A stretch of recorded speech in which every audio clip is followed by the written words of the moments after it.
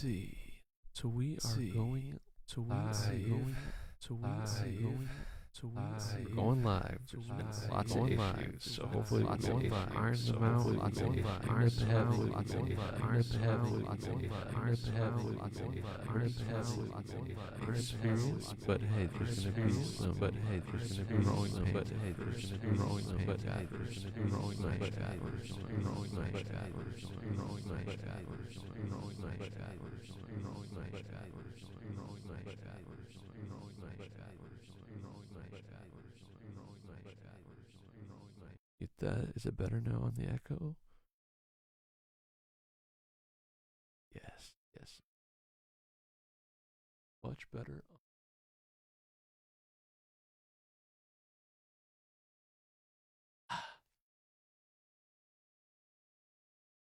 Check phone if the various right now I think we're just going to be up on Twitch and Facebook.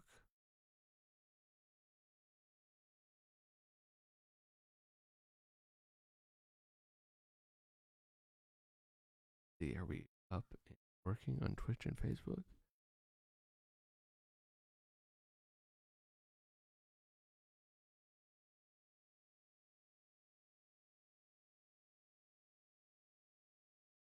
At least for Facebook, we are there. Check out Twitch.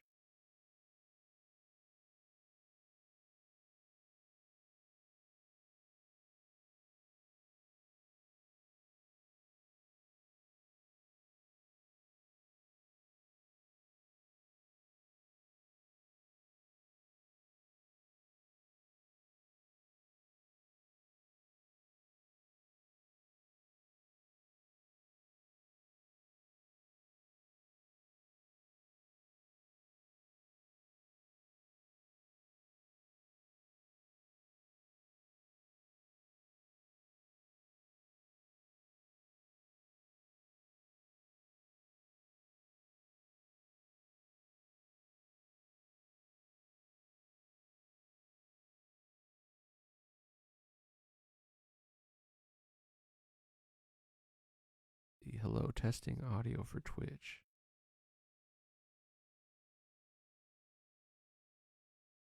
Okay, so we've got the mic audio.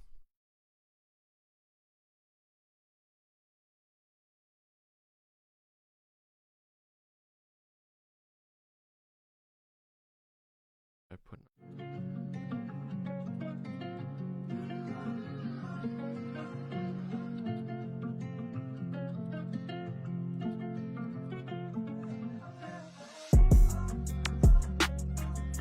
music audio is coming through on Twitch.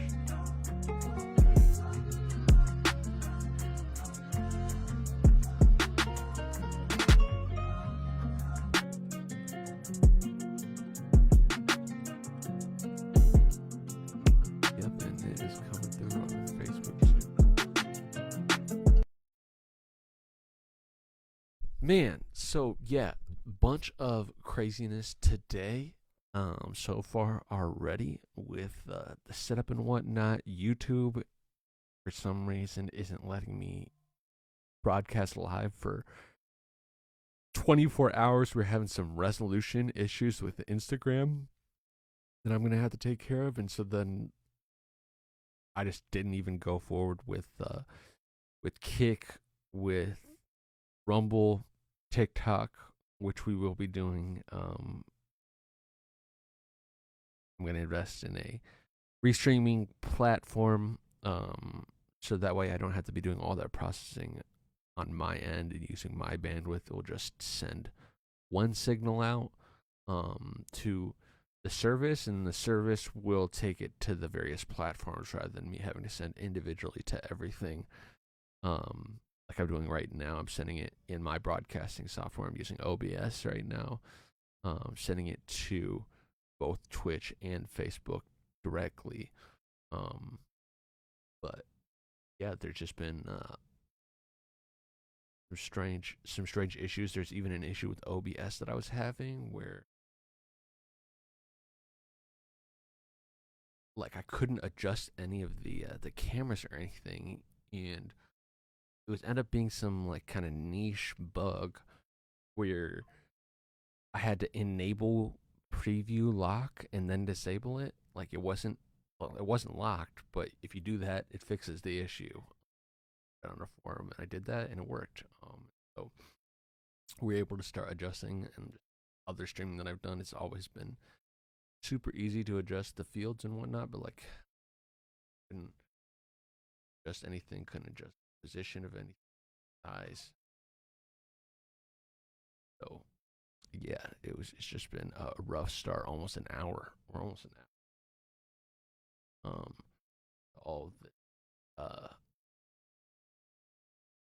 yeah, we're gonna see if we can add one more sort quick. Um, we're gonna try X. Add new.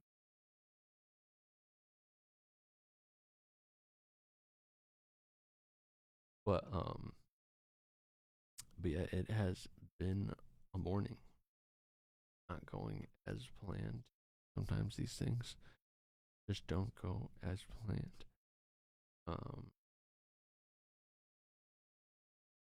like originally, I thought that I was gonna have to wait and just upload YouTube videos later, but then now that's gonna work. But then, oh, I didn't even mention it's not letting me um go live on the Facebook page. So that's unfortunate. Um, and I'll have to be troubleshooting that going forward.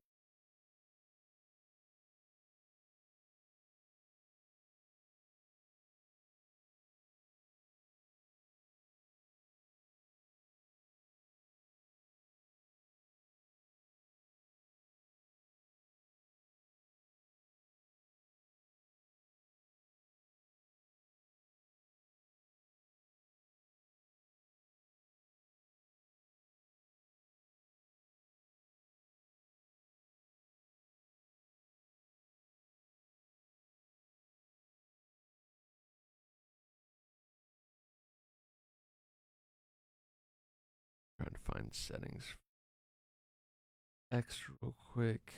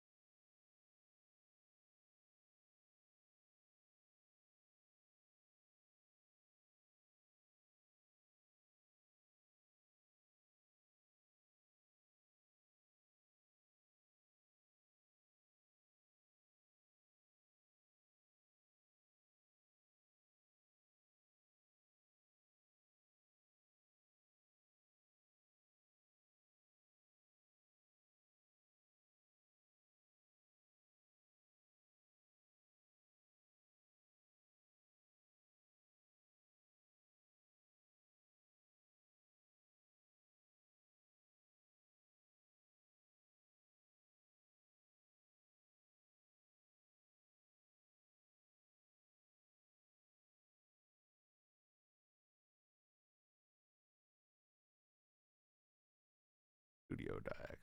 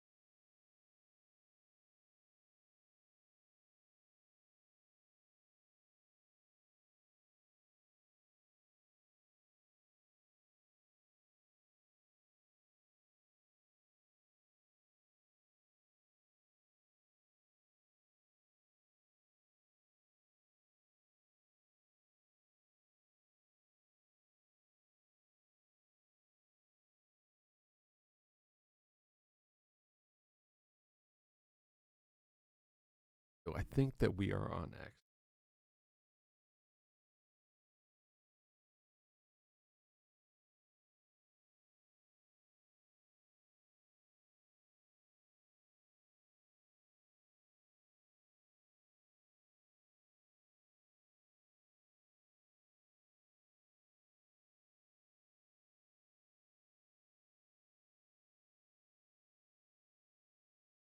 Let's see. We're gonna test out the audio again.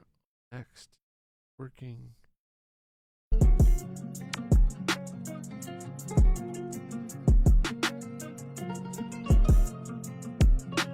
mic is working.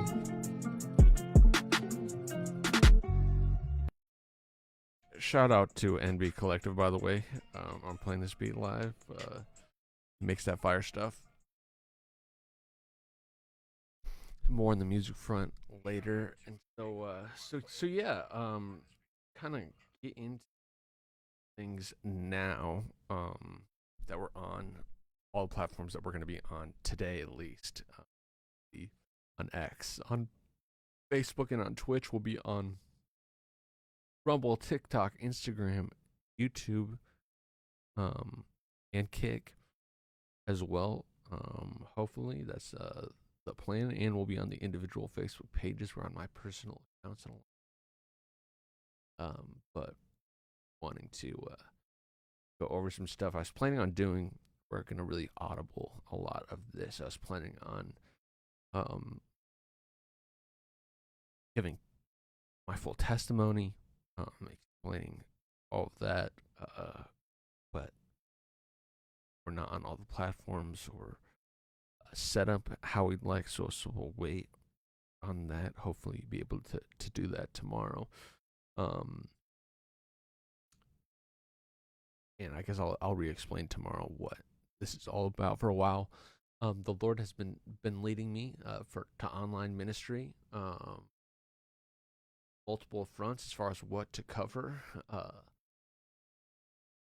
That culminated last week, prayer time with the Lord after the assassination of Charlie Kirk, and then he dropped a big name, Our Daily Cross. Inspired by the words of Jesus himself that we are to pick up our daily cross, to pick our cross up daily and carry it and deny ourselves and to live for him. We all have a calling in this life, to make the world a better place, to love others as Christ loved us, to love our neighbors well, and to speak truth, spread light into darkness. And so this is part of that.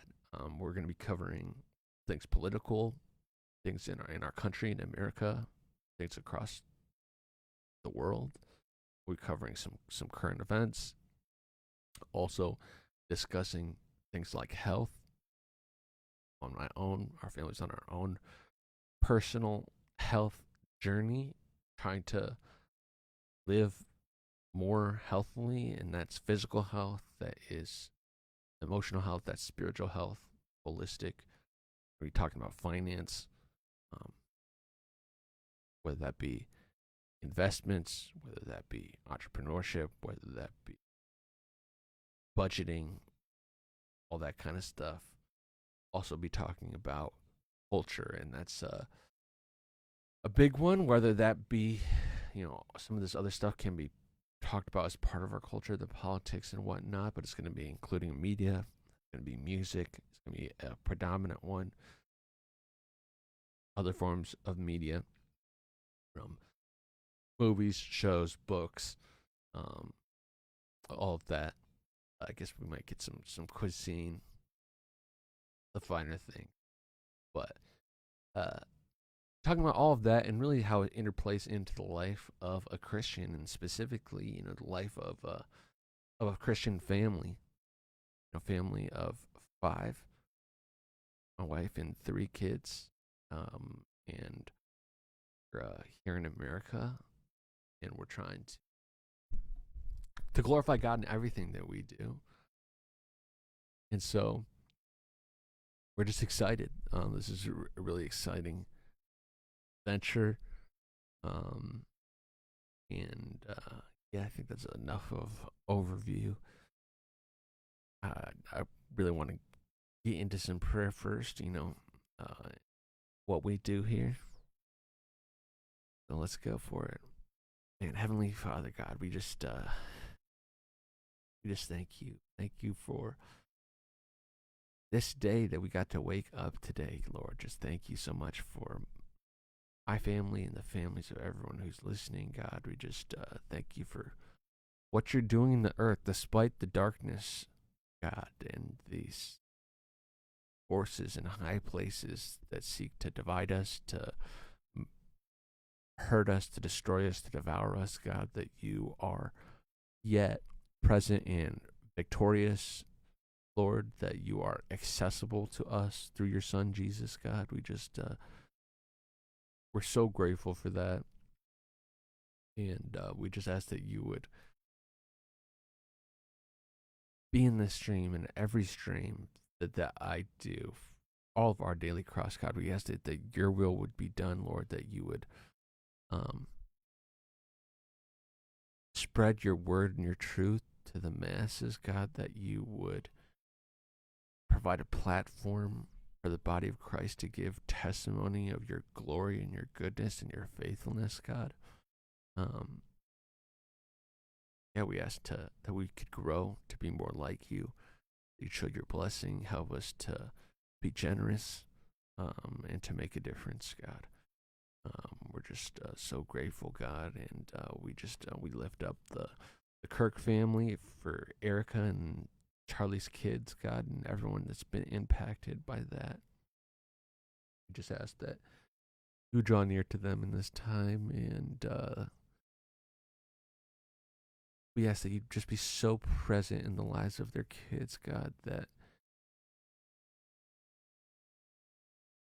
it would mitigate the absence of their father in their lives, Lord, because their heavenly Father would be so close, that they'd be so close to you, God, that it would mitigate that. I know that there's no replacing the earthly Father, God, but you're a great Father, the best Father, God, and I just ask that they would know that and they would lean on that throughout their lives, that you'd be so close to them.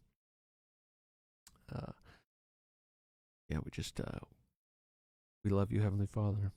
We ask that your Spirit would pour out on this nation, on this world, people in this broadcast, and the truth of your Son Jesus would permeate through all of it. Pray in Jesus' name, amen.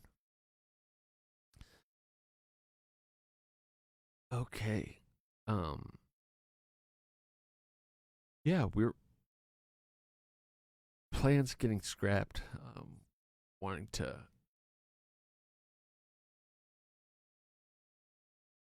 react to some specific things, but we're having to audible here. The various technical difficulties. I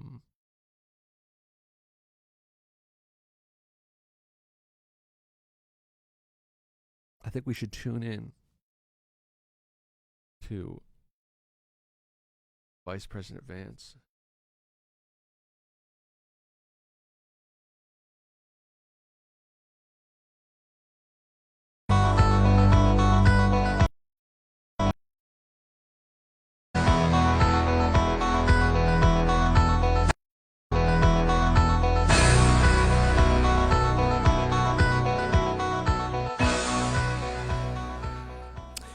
Welcome back to the Charlie Kirk Show. Joining me now is my friend and a close friend of Charlie, the great Tucker Carlson. Tucker, oh, wow. Thank you so much for being here. And we have 10 minutes, Tucker. And just to give you guys at home we tune in a little right behind the scenes, the producer just showed Tucker a sign that said rap.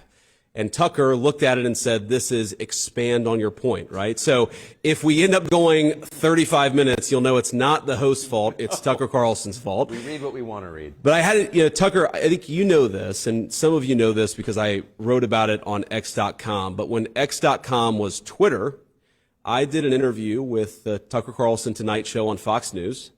And I got a message from a guy named Charlie Kirk that said, you did a great job. I really liked what you said.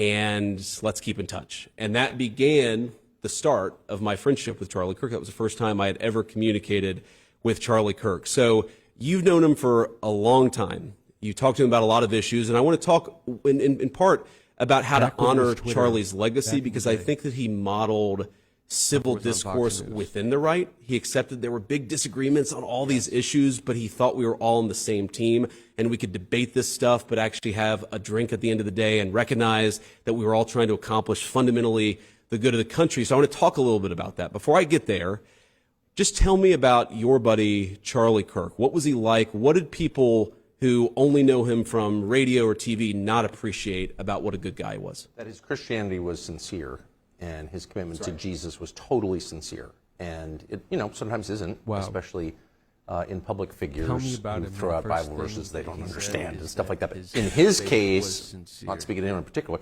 but in his case, it informed every single part of his life, from his marriage to the way he treated his children, to the way he treated his staff, to the way he approached disagreement, to the way he thought of other people, which was always primarily as people first. And that was, he was much younger than I am, and I met him when he was a teenager, so he's literally the age of one of my children. So it was kind of hard to take him seriously at first. Living in the South, you know how it goes. Over the years that I knew him, more than 10 years, I ended up learning from him. And I'm not just saying this because he's passed. I mean that sincerely. And the main thing that I learned from him was how to disagree with people on topics that you take very seriously and that they take very seriously without hating them or without feeling bitterness. I mean, it wasn't, if people knew what was going on behind the scenes, there was a lot going on behind the scenes, and it was intense, and it was bitter. And, because the divide, particularly in foreign policy questions, is very real in the Republican Party. The neocons versus the realists, or however you want to describe it. He was on the realist side for sure,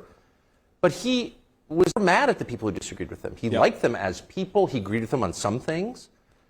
And he would always say that, I agree. In private, he would say that. And, I was involved in it because people were mad at him for having me at his conferences or for talking to me. And so we had cause to talk about it a lot up until he was assassinated.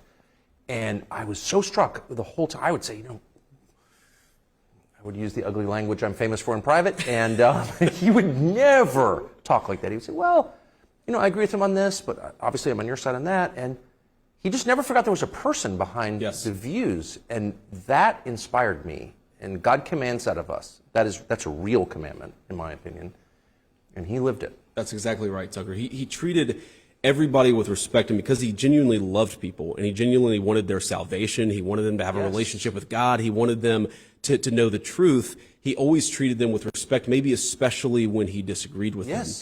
And I think about this. So you talked about foreign policy. That is one of the big divides on the American right now. And the thing that Charlie seemed to understand intuitively is that the coalition that made Donald Trump the President of the United States and JD Vance the Vice President of the United States, it included Tucker Carlson, but also Ben Shapiro.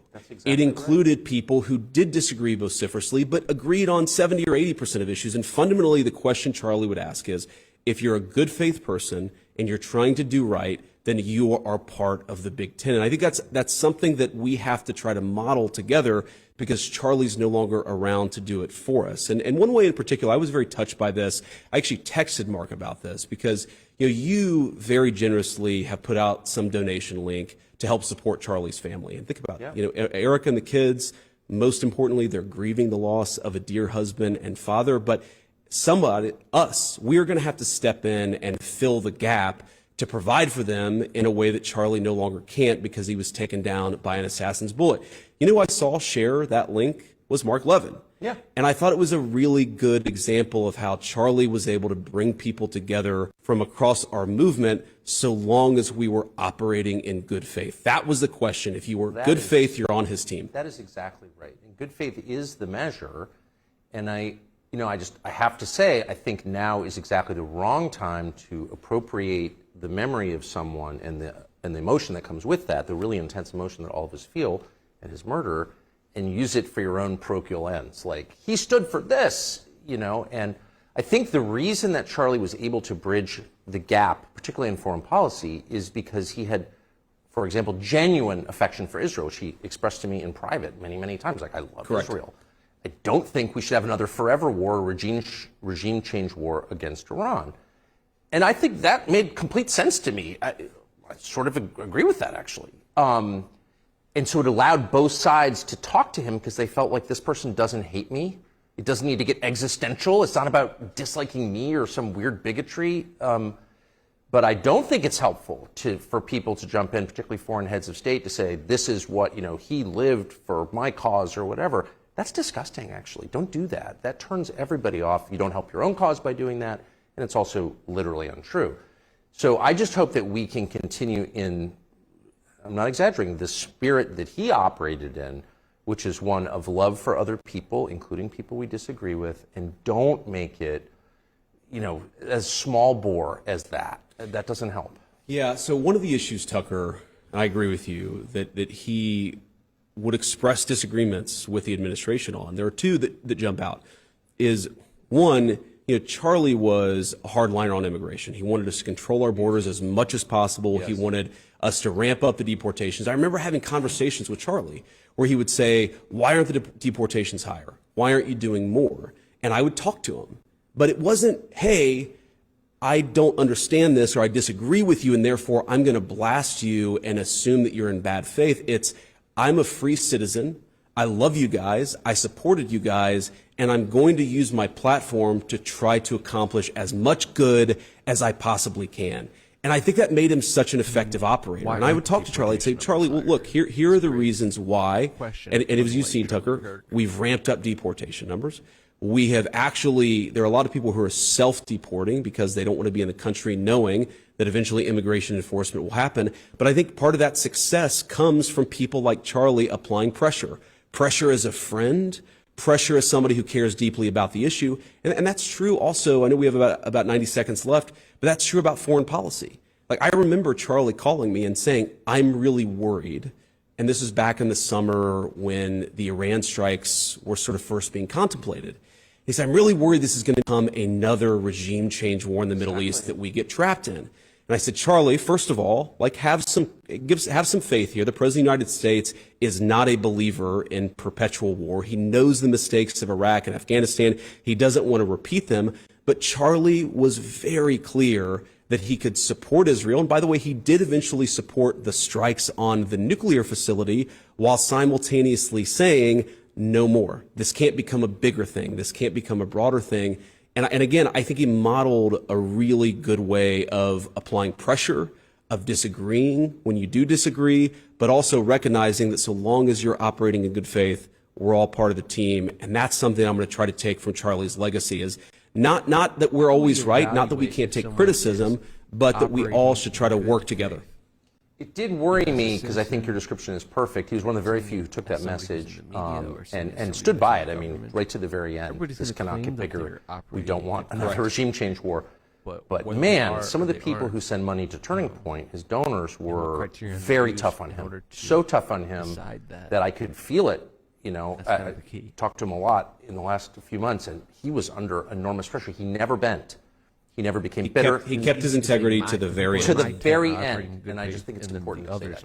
Regardless of Absolutely. what side you are in. Thank you, Tucker. It's good to be with you. Don't go away. We'll be right back with our great Secretary of Health and Human Services, Bobby Kennedy Jr. You are listening to The Charlie Kirk Show. Very cool. Man, we're catching Tucker and RFK. But to go more on those points, I don't know, my wife just told me.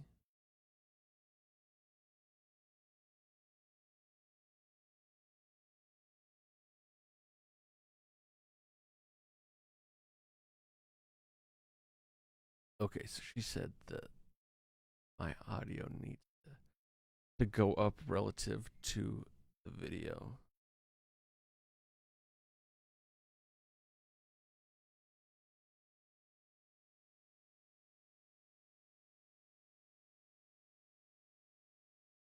Let's see.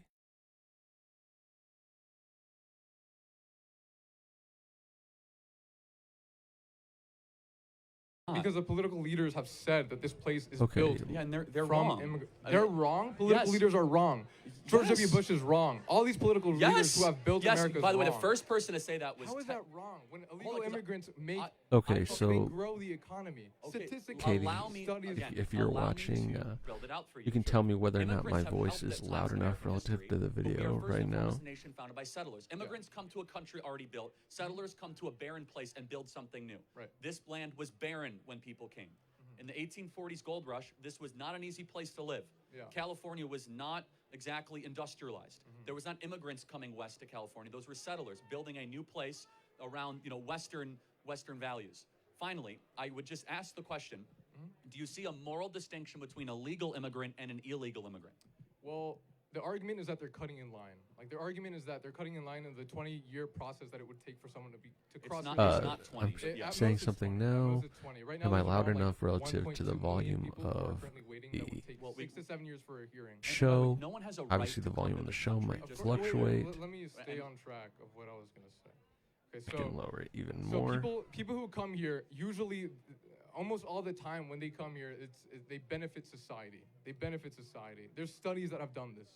Not There's necessarily. okay, not necessarily, but overall in general. But no, when you look overall I in general, you look at fundamentally statistics. disagree with that. You can't I mean, disagree with Okay, the facts. she said it's Hold on. better Do you now. think Elon Omar has enriched the United States of America? I don't know who. Do you that think is. Rashida Tlaib? Uh-huh. I mean, I could go through person Wait, by are person these, by person. Sorry, I don't know these people. Are these people who have are illegal immigrants that have caused harm? Yeah, if you don't know, I don't mean to pick on you. It's fine. Okay, But thanks. I guess the final question is, He doesn't have know any who these people concern are. that there are too many people coming into this country and we're a nation of strangers, not a nation of neighbors. If the people who are coming are creating America, making it more growing, like the economy is growing, then what harm is that doing? Especially if the people Because who we're are more coming are than an not. economy, though, aren't we? We're a culture. We're a language. Yeah, we're a of course. people. Yes. Okay, so let's talk about that front. When they come here, they don't have any kind of. They're not committing as more crimes than the people who are already here. That is a We've statistic already done. dispelled that. But That do is not- you can't in dispel a California, statistic. Let's What are take you talking California. about? Let's, You can't- do you think there's anything wrong that a majority of young people in California speak Spanish, not English? Wait, sorry, can you see the Do you think there's anything wrong or troubling to the fact that a majority of people under the age of 30 here in the state speak Spanish, not English? Is there a problem with that? Well, yeah, everyone should be able to have a ability to communicate with the rest of the crowd. So I don't know what the big issue of that See, I think is. it's a huge problem when we have a nation where you can't communicate Sure. with your fellow Okay. neighbors. Simple solution: teach them how to speak English. What is Well, your yeah, and point? our schools don't do that actually. And also, have a better solution. Yeah. Don't import a bunch of people that don't speak English. You mean importing people who actually grow the economy? Well, but, who again, don't? reject. What? I reject your premise. And we That's are more not than a premise. That's a study that's been done. Do you know what a talking premise is? about? I don't actually care as much about economic growth because You we're don't one care nation about- you under. don't care about We're one economic nation under growth. GDP. We're not one nation under GDP. We're a nation under God. Yeah. And when we lose social cohesion, and you import a bunch of people that don't share our values, that don't necessarily always assimilate, that's a major and serious problem. And we are a people first and foremost with a creed, and that creed is falling apart. Well, I'm not Mass migration has not helped that creed. Yes, they might buy more talking trinkets. now. They might help depress wages. Mass migration, of course, could Right, help. all them. I don't know good things, if- all great Well, hold things on. for You America. can still hear They me. help major corporations, but you know what they But, also do? They keep down the wages of working people. If you are a plumber, yes, of It course. is what you it think, is. but You're a plumber, electrician, or a welder, and you have to compete I'm not against someone gonna from be Nicaragua who's adjusting willing to it do it for anymore, $5 less an hour, for that now. depresses the wages of the American citizen. Right.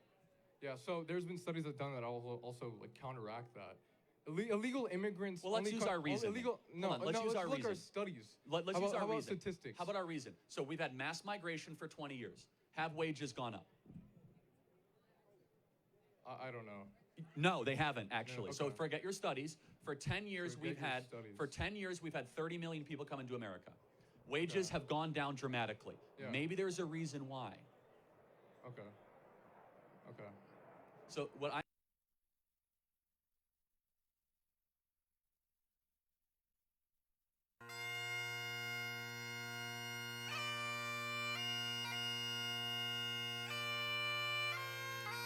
Welcome back to the Charlie Kirk Show. Joining us now is Robert F. Kennedy Jr., our great Health and Human Services Secretary. Bobby, thank you so much for being here. And one of the things that I always took from Charlie was this idea that we needed to grow the coalition and expand the coalition. There's probably no person in the entire administration who better RFK exemplifies that Jr. than you. one of the leading consumer advocates, Probably health one of the advocates best that exists in our country. But until a few years appointments by ago, President more Trump. aligned, You know, I've given your been- name, you were a scion of one of the Those who great know political me families on the personally, Democratic side in American history. But now you're one of the most big important members of the administration advocate in for the Trump in Republican administration. 2024 Maybe and in 2020. talk, if you would, just a campaigned little bit against him in about 2016, Charlie's approach to politics and how it helping out ultimately the made you Johnson Wealth one of the most Libertarian important ticket. people in the federal Didn't know government. how Trump was going to govern. Well, Charlie was probably the primary architect of my unification with President Trump. I actually announced my endorsement of President Trump at a Turning Point rally in Arizona, which was his idea. And he was, for people who were there, remember it, there was all these kind of fireworks and sparklers on the stage when we shook hands, and that was all Charlie's orchestration. That was his idea, and he insisted on that. But I first met Charlie in July of 2021. I had just written a book about Anthony Fauci, and he had me on his show for this very, very wide-ranging interview in which he really let me talk a lot, which was unusual at that time because I was not allowed to talk on most outlets. Sure. And I think both of us approached each other with some trepidation because we came from such different places. By the end of that interview, I felt like I'd met a spiritual soulmate, and our friendship blossomed after that. And even during the campaign, when he was strongly supporting President Trump, we always had a communication and outreach. And then after I made the endorsement, I saw him all the time, and he helped me a lot during the transition. Yep. As did you, as did Tucker. And helped a lot. Amaryllis, who's my daughter-in-law, he really kind of pushed her a lot to get the job that she has today. So, the thing that united us was his total commitment to free speech. And now it had been a theme of my campaign. I had been subject to censorship like so many other people during COVID, and saw the threat that it was to our country, saw that once they understood, they could censor us. And Charlie and I talked about this, that the founders put the freedom of speech in the First Amendment because they knew all the other rights depended on it. If a government can silence its opponents, it has a license for any kind of atrocity. And, as soon as they realized that we were going to put up with that, they went after freedom of assembly, which is the First Amendment, with social distancing regulations. They went after freedom of religion, closing all the churches in this country, which is extraordinary. It's extraordinary that we let get away with that. And by the way, they kept the liquor stores open as essential businesses. They went after the Fifth Amendment. They shut all of our businesses, 3.5 million businesses, with no due process, no just compensation. COVID was They went long. after the Seventh Amendment right to jury trial. Seventh Amendment says no American shall be denied the right of a trial before a jury of his peers. In case there are controversies exceeding $25, there's no pandemic exception. And yet they were able to give these broad categories of industry these exemptions from any litigation, no matter how much they hurt you. They went after the Fourth Amendment prohibitions against warrantless searches and seizures by making us disclose our medical information. So the entire Constitution came under attack as soon as they realized that they could go after free speech. So we have 80 seconds left on radio, and then we'll continue streaming for the folks who are watching live on the internet and other platforms. But to talk to me just a little bit about Charlie's influence and actually politically getting you to be the H&HS secretary, because I remember he was such a strong advocate for you. He was so proud of the president and of you when the president nominated you. Obviously, like all of our big nominees, there was a tough confirmation fight. Just give us 50 seconds on how important he was to making you have the position and the title you have right now. Well, you know what the transition is like. You never kind of know what's going to happen. And he was a critical ally for me in calling President Trump. And at first, when President Trump asked me whether I wanted this job, I was tentative. I didn't know whether I wanted to handle the Medicaid and Medicare portion, which is the biggest, economic behemoth. Sure. And he really persuaded me that I should do it. And then he helped me not only making calls to the president himself, but telling me people that I should call. So operating strategically. But I'll just say one other thing before we sign. Let me pause there, Bobby. This will continue on streaming, but for those listening on radio, I want to thank the secretary. And again, we'll keep on going for another few minutes off the radio, but appreciate it. Thank you. And now that we're, I guess, off radio, keep talking about this piece of it, because I think he was strategically brilliant, and he was a good political operator in a way that I think so many people don't realize. Yeah, he was. He was an impresario strategist.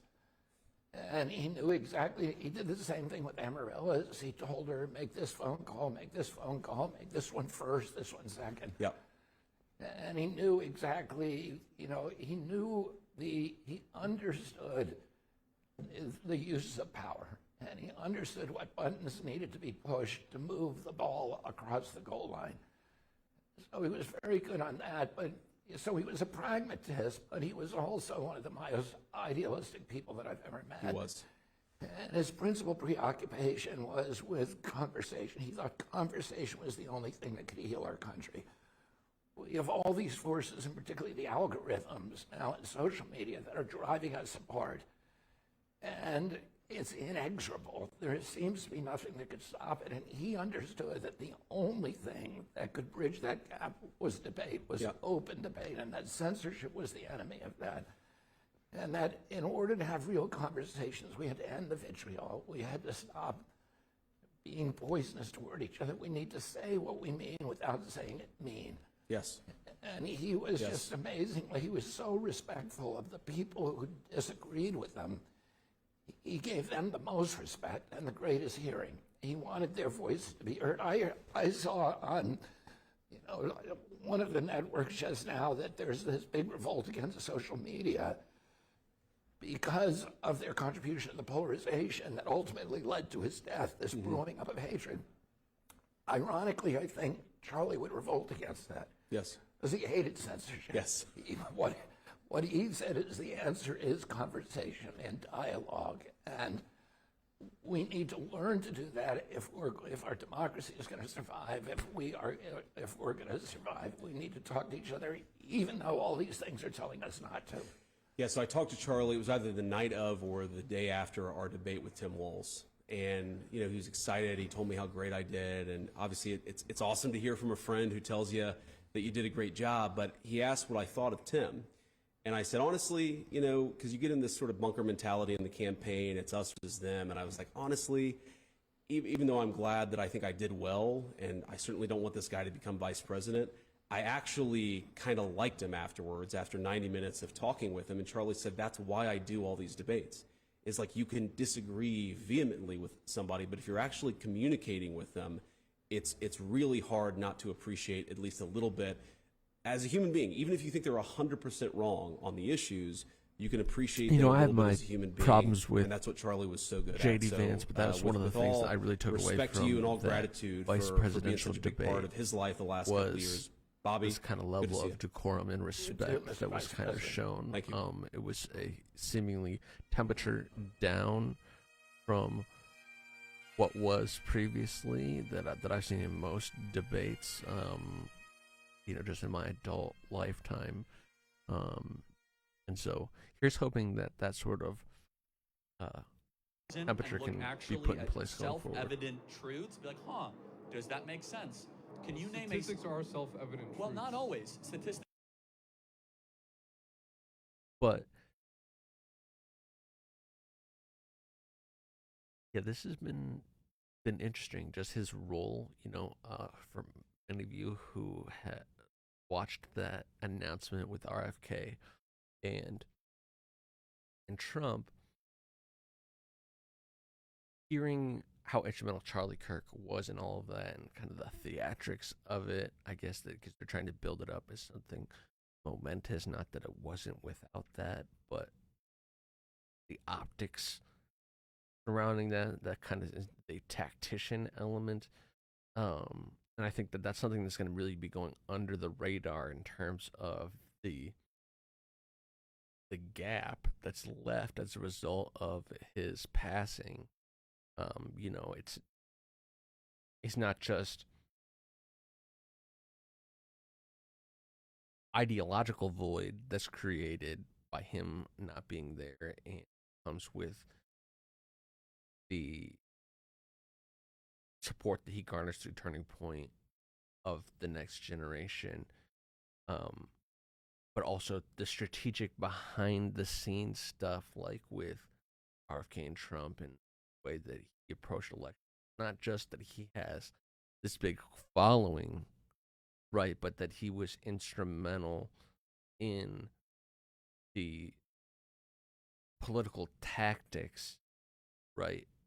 It's not just him saying, hey, go vote for this or support this, or I'm going to go argue for this position on being pro-life or this position on immigration, but that he was orchestrating these behind this that were contributing to the political outcomes that he was trying to see.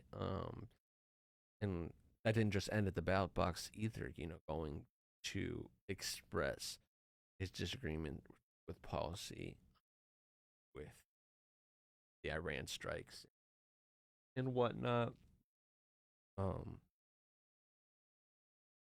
You know, truly a political juggernaut. And it's just so tragic and unfortunate, and something that occurred to me and my wife and I have been pressing to, trying to trust that Lord's plan, right, always work for his glory and for the betterment of those who believe, right, who love God, called according to his purposes. And clearly Charlie Kirk loved God, and he was according to his purposes. And he's going to be working this. Just it reminds me, left the disciples, or when he was talking to the disciples, you know, it's better for you that I go. And the way that God saw it was better for us, and for him, for his plan, that Charlie go.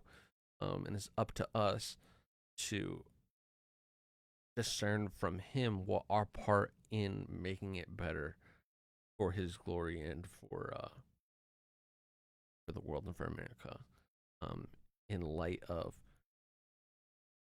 this void that we see now, how we're going to contribute to even surpassing what he was doing. Statistics are very misleading. Yes, You had such good in the Republican with you every step of the way. So I just wanted to tell you that, because it's one of the reasons why I admire and respect you. I know Charlie loved, admired, and respected you, but I've told my Charlie story. Maybe talk in those days of the campaign what an important part Charlie was of our efforts and our ultimately successful efforts to install the boss in the Oval Office. Thank you, Mr. Vice President, and thank you for doing this. Of course. I have a Charlie. Okay, so we're not going to watch Susie Wiles. No thanks on that front, but yeah, so it was good to hear from Tucker and from RFK, and seeing him doing this. Like, it's kind of not so much news, you know, and really not so much political commentary from JD Vance today, like as was so often on the Charlie Kirk Show, but a memorial. Pretty cool. Pretty cool. Caroline Levitt, imagine Carolyn, I don't know, can't recall how it's pronounced right now, is man, the viewers are just dropping. But we'll tune in to listen to her.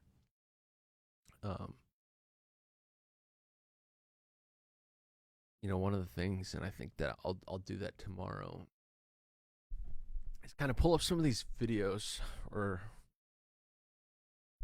not even the videos, but there's a lot of I would say misinformation around Charlie going out, really fomenting a lot of addition about him being racist or xenophobic or bigoted in general.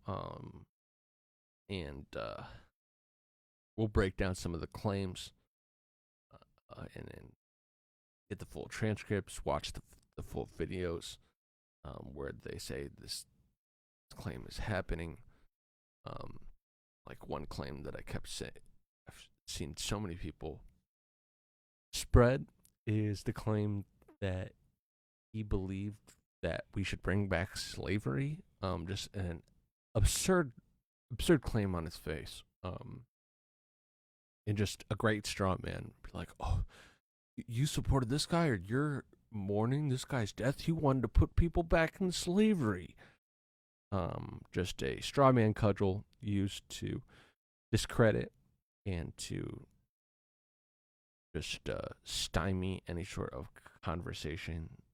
So that's one we'll address, and then we'll get into stuff about the killer or alleged killer, about the official narrative by the FBI that's given, which I am more than skeptical about. The alleged associations, I've had people that I've seen on Facebook trying to make him out as a right-wing extremist, as a Nick Fuentes supporter. Really check the basis of those claims. Other people claiming leftism, allegedly he was living with his trans romantic partner. That might be part of why it was a trans-related question when he actually shot. No pun intended. Triggered the shooter. There's just, I think, a lot of questions that remain to be answered regarding the killer. But yeah, we'll talk about both the misrepresentations of Charlie Kirk, what he stood for, watch the videos and reactions up front, and then also talk about this guy who allegedly shot him.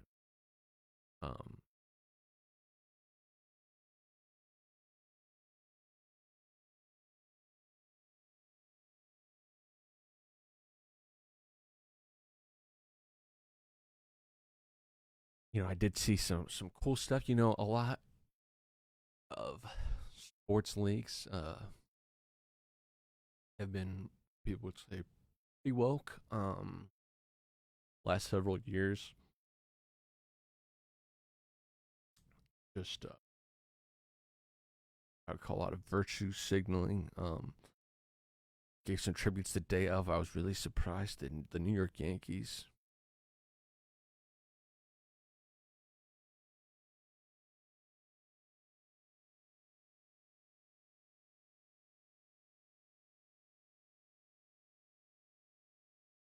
moment of silence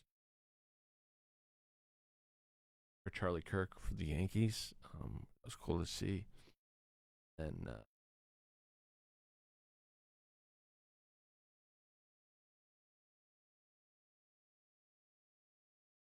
the Oregon Ducks, which I didn't know until I heard his wife giving her first public statement since all of this, that he was an Oregon Ducks fan. I'm an Oregon Ducks fan. For those who don't know, my parents went to University of Oregon. That they had a major tribute, and that they not just had a tribute.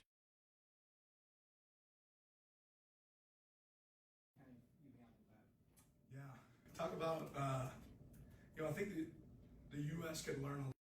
Not just a tribute, but they gave him a permanent seat that's going to be empty at Outson Stadium, which I thought was just really awesome and classy.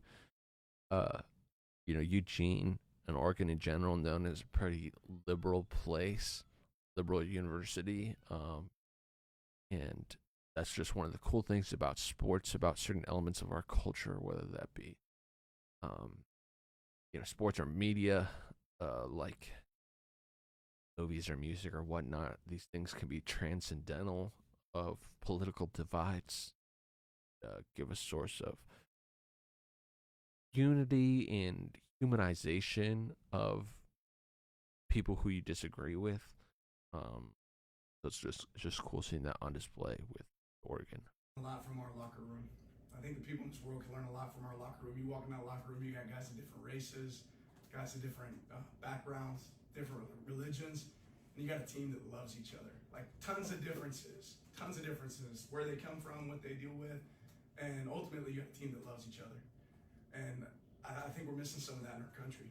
You know, you talk about, I recently found out like Charlie Kirk was a Oregon fan, right? I didn't know that. I heard for his wife Erica and their kids, like that sort of evil should never exist in our country, and that's what it is. It's evil. Like I remember having to explain that to my family, right? I remember sitting down with my kids and explaining what happened, and they're talking about people talking about it at school, and it's just sad, right? But it's just as sad, you know. Every day it seems like we deal with some sort of violence that's going on in our country, whether it's school kids in Colorado or kids in Minnesota at churches. I mean, life matters.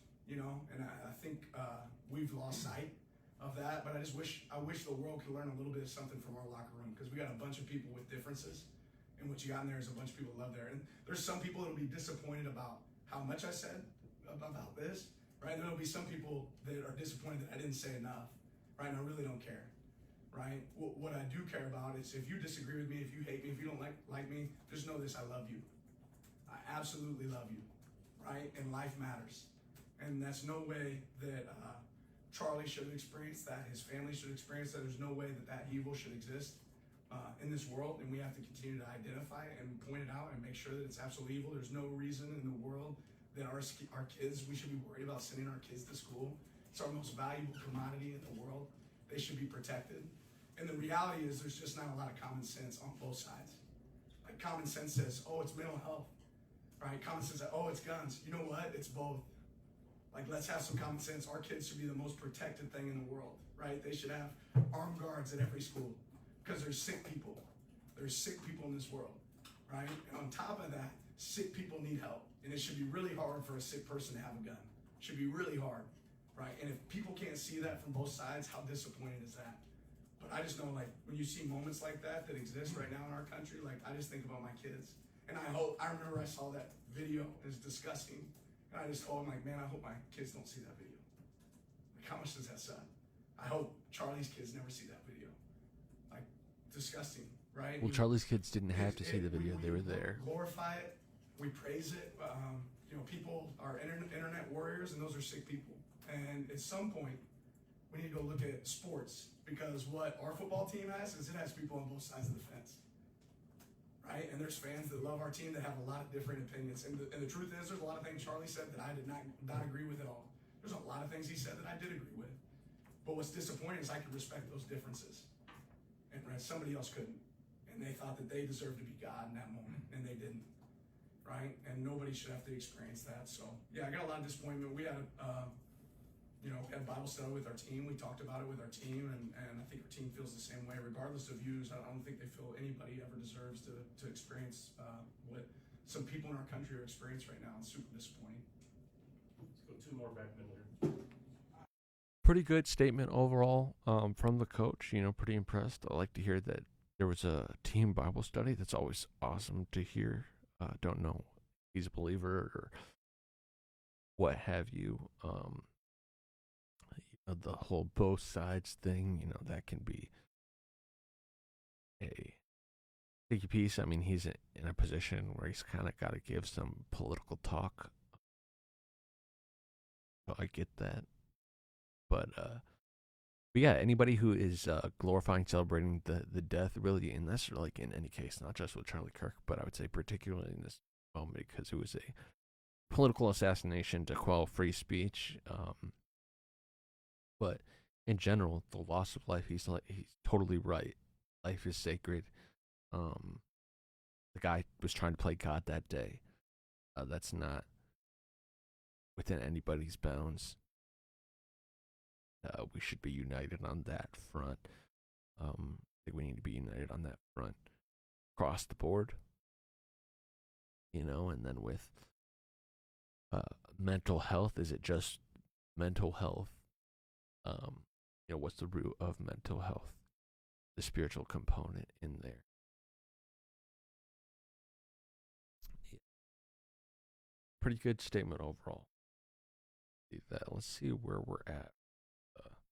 This is a complete, amazing thing that you guys are doing right now, and I just want to let you know. Question for you, Charlie, is I just want to make it clear. I am against affirmative action. Of course, I do not believe, as a disabled person myself, I do not believe that affirmative action is the entirety of what DEI entails. That being said, I would be fine with DEI gotten rid of if it meant like a true meritocracy in the United States. But why would I trust Donald Trump to create a meritocracy when he himself has appointed the least accomplished and the least, essentially, yeah, perfect word, the least accomplished cabinet in U.S. history, at least in my opinion. If you disagree, I can explain why I feel that way. Well, first of all, one thing doesn't have to do with the other, but I'm going to reject the premise that it's the least qualified cabinet ever, so we could talk about that. But even if it was just Donald Trump picking his family members, it has nothing to do with the merits of DEI or getting rid of DEI, right? So that's a red herring. They actually have nothing one to do with the other. One's a repeal of a policy. One is your critique of a cabinet. So which one would you rather debate? Would you rather debate DEI and all of its implications or Trump's cabinet? It seems like you have more problems with Trump's cabinet because we actually might be on the same side of meritocracy. So want to talk about the cabinet? Whichever you prefer. Yeah, we can talk about that. All right. I personally don't see it as a red herring, but we can talk about that. Well, sure. yeah, one doesn't have anything to do with the other, right? I mean, you can personally have hypocrisy in your own life and still do really good things in policy, right? It doesn't necessarily equate, right? Well, I mean, in the way that I see it is that when a lot of people talk about, like when they're talking about their choice to vote for Kamala or Trump instead of Kamala, they talk about the personal aspects of Donald Trump that make them want to trust him, right? A lot of people trust him. You can see the way that people look. I mean, everybody's wearing the MAGA hats. People trust him. Why would I trust him? Okay. So yeah, that is your contention. So yeah. What about his cabinet is unqualified? Let me just ask you a couple examples. So, I mean, Scott Bessent, who's one of the most accomplished bond salesmen and individuals in the hedge fund space ever, right? That's not unqualified. Pete Hegseth, who's actually a frontline warfighter, unlike Lloyd Austin, who never fought a war in his life, right? We have Kristi Noem, who was an accomplished congresswoman and governor from a major state running Department of Homeland Security. You have Howard Lutnick, who's a very famous and well-known financial mind and titan from Wall Street running Cantor Fitzgerald. Marco Rubio, who was a very well-respected U.S. Senator on Foreign Affairs, who's now doing a great job as Secretary of State. So build out your argument why you think this cabinet is unqualified. Seems to me very, very qualified, actually, across the board. Okay, so the first thing I'm going to start with, I mean, this is the most obvious He's one. going to go for I RFK. have many other examples that I'd like to get into, but Pete Hegseth, you mentioned, I think that that is kind of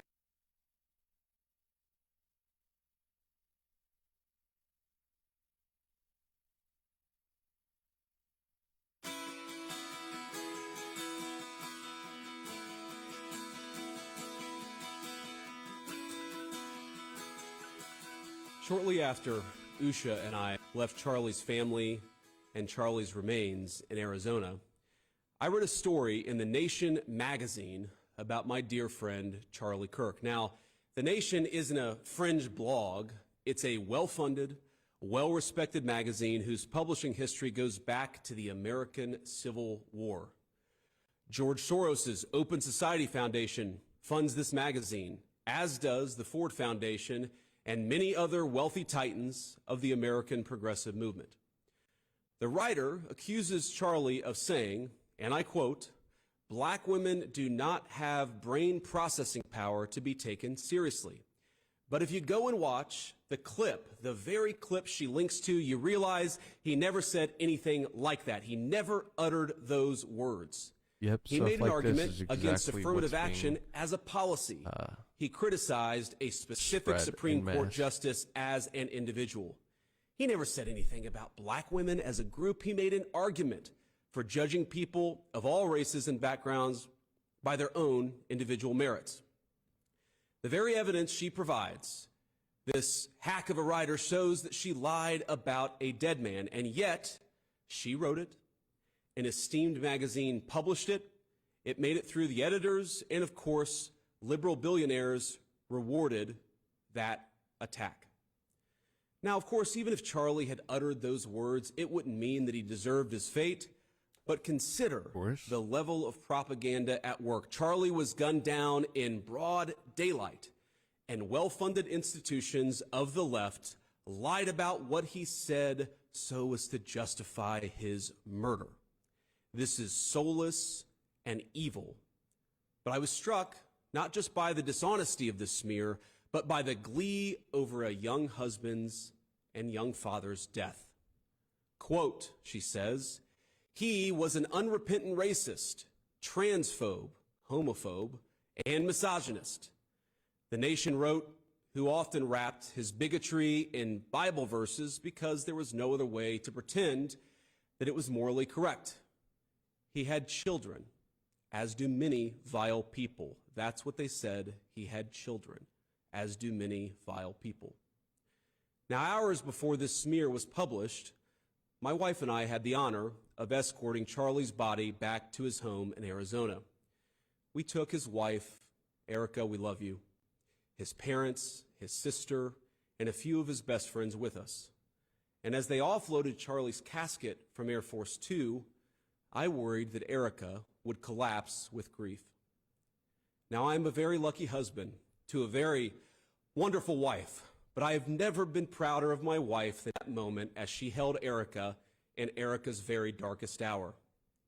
And I thought of Erica as I read that disgusting attack on Charlie. He had children, as do many vile people. That's what they said about him. I said the Lord's Prayer. Our Father who art in heaven, hallowed be thy name. Thy kingdom come, thy will be done on earth as it is in heaven. And I asked Usha what Erica had said to her earlier in the day in a private moment, and I asked Erica's permission to share this. My wife told me, she asked me for advice.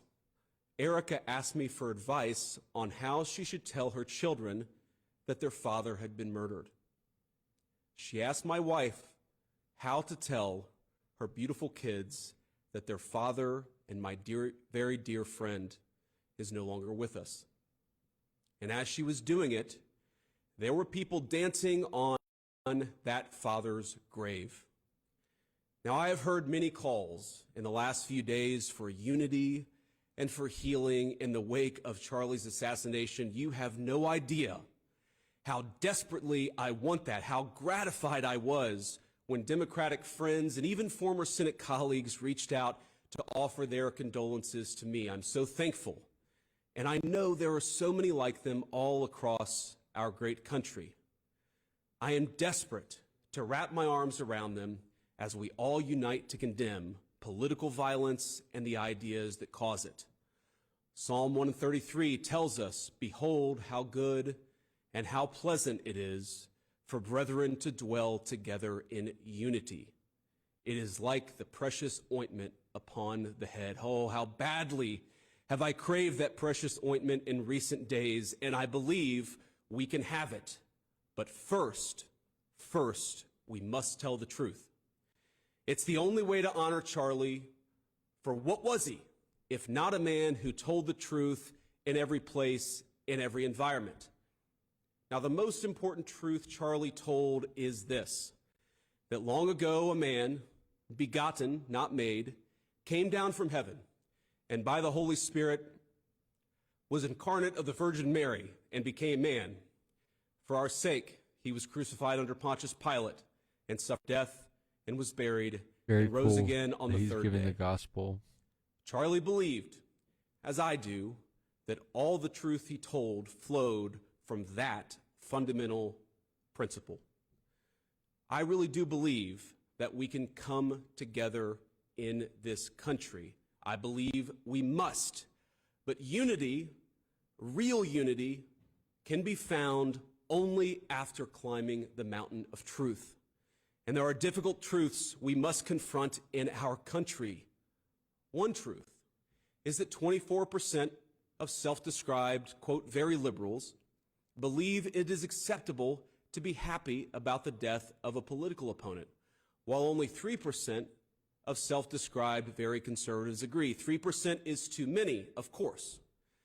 Another truth is that 26% of young liberals believe political violence is sometimes justified, and only 7% of young conservatives say the same. Again, too high a number. In a country of 330 million people, you can, of course, find one person of a given political persuasion justifying this or that or almost anything. But the data is clear. People on the left are much likelier to defend and celebrate political violence. This is not a both sides problem. If both sides have a problem, one side has a much bigger and malignant problem, and that is the truth we must be told. That problem has terrible consequences. The leader of our party, Donald J. Trump, escaped an assassin's bullet by less than an inch. You're a liberal, you're a Democrat, Our House you're a Majority leftist-leaning Leader, person. Stephen Scalise came within It's seconds factually of true death by an that assassin there are himself. hundreds and thousands Now, of people the most celebrating influential political conservative violence, activist in justifying it, generations, our friend celebrating the Charlie, death. has been murdered. This violence, it doesn't come from nowhere. Now, any political movement, violent or not violent, is a collection of forces. It's like a pyramid that stacks on top, one support on top of the other. That pyramid's got a foundation of donors, of activists, of journalists, now of social media influencers, and of course of politicians. Not every member of that pyramid would commit a murder. In fact, over 99%, I'm sure, would not. But by celebrating that murder, apologizing for it, and emphasizing not Charlie's innocence, but the fact that he said things some didn't like, even to the point of lying about what he actually said, many of these people are creating an environment where things like this are inevitably going to happen. A couple of months ago, I headlined a fundraiser in Southern California, and since, we'd be out there anyways, my wife and I decided to take our kids to Disneyland one weekend. We had fun, and to be clear, most of the guests said very nice things, or they just left us alone. But there was a loud and very cool minority that would shout at my children, who were 8, 5, and 3, whenever they got the opportunity. "You should disown your dad, you little shit," one middle-aged woman yelled at my 5-year-old. "Tell the Secret Service to protect the Constitution, not your father," screamed another. Are these women violent? Probably not. Are they deranged? Certainly. And while our side of the aisle certainly has its crazies, it is a statistical fact that most of the lunatics in American politics today are proud members of the far left. After Charlie died, one of his friends and one of our senior White House staffers had left-leaning operatives in his neighborhood passing out leaflets telling people what he looked like and where he lived, encouraging neighbors to harass him or, God forbid, to do worse. While he was mourning his dead friend, he and his wife had to worry about the political terrorists drawing a big target on the home he shares with his young children. Are these people violent? I hope not. But are they guilty of encouraging violence? You damn well better believe it. We can thank God that most Democrats don't share these attitudes, and I do, while acknowledging that something has gone very wrong with a lunatic fringe, a minority, but a growing and powerful minority on the far left. There is no unity with people who scream at children over their parents' politics. There is no unity with someone who lies about what Charlie Kirk said in order to excuse his murder. There is no unity with someone who harasses an innocent family the day after the father of that family lost a dear friend. There is no unity with the people who celebrate Charlie Kirk's assassination. And there is no unity with the people who fund these articles, who pay the salaries of these terrorist sympathizers, who argue that Charlie Kirk, a loving husband and father, deserved a shot to the neck because he spoke words with which they disagree. Did you know that the George Soros Open Society Foundation and the Ford Foundation, the groups who funded that disgusting article justifying Charlie's death, do you know they benefit from generous tax treatment? They are literally subsidized by you and me, the American taxpayer, and how do they reward us? By setting fire to the house built by the American family over 250 years. I am desperate for our country to be united in condemnation of the actions and the ideas that killed my friend. I want it so badly that I will tell you a difficult truth. We can only have it with people who acknowledge that political violence is unacceptable, and when we work to dismantle the institutions that promote violence and terrorism in our own country. Now, our government, you heard me talk to Stephen Miller about this, will be working very hard to do exactly that in the months to come. We're not always going to get it right. We will sometimes move more slowly than you would like. We will sometimes move more slowly than I want us to. But I promise you that we will explore every option to bring real unity to our country and stop those who would kill their fellow Americans because they don't like what they say. But you have a role too. Civil society, Charlie understood this well, is not just something that flows from the government. It flows from each and every one of us. It flows from all of us. So when you see someone celebrating Charlie's murder, call them out. And hell, call their employer. We don't believe in political violence, but we do believe in civility. And there is no civility in the celebration of political assassination. Get involved, get involved, get involved. It's the best way to honor Charlie's legacy. Start a chapter of TPUSA or get involved in the one that already exists. If you're older, volunteer for your local party, write an op-ed in your local paper, run for office. I can't promise you this is going to be easy. I can't promise you that all of us will avoid Charlie's fate. I can't promise you that I will avoid Charlie's fate. But the best way to honor him is to shine the light of truth like a torch in the very darkest places. Go do it. We owe it to our friend to ensure that his killer is not just prosecuted but punished. And the worst punishment is not the death penalty, but the knowledge that Charlie's mission continues after he's gone. St. Paul tells us in the book of Ephesians to put on the full armor of God. Let all of us put on that armor and commit ourselves to that cause for which Charlie gave his life, to rebuild a united States of America, and to do it by telling the truth.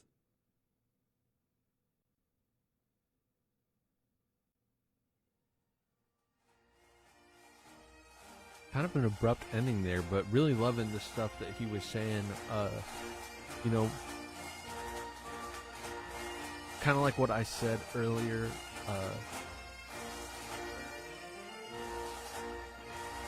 I've got some issues with JD Vance, his Palantir connections, really his neocon past associations, really the never Trump sentiment, and some of the people that are around him. But he's been saying the right things for a long time. He's been saying the right thing. So we'll really see how this unfolds, you know, going into 2028. But I really like the stuff that he was saying, that unity, you know, he read from Psalm 133. Behold how good and how pleasant it is for brothers to dwell together in unity. It's like a precious oil upon the head. The great thing. Unity is fantastic. It's what God desires. The ultimate unity is found in Christ Jesus, that comes with the oneness with the Father and with the body of Christ. But unity as a society is something worth going after, but he's totally right in that there is no unity with people who are celebrating political assassinations, with people who are lying in order to justify said political assassinations. Those people are not people that we can unite with. Now, does that mean that we should just completely forget about said people? Of course not. We need to engage with those people. And, you know, the frightening part is that those people need to be engaged with in the very way that Charlie was engaging with them. And that is through dialogue, through freedom of speech. And yet he was killed in the midst of doing that.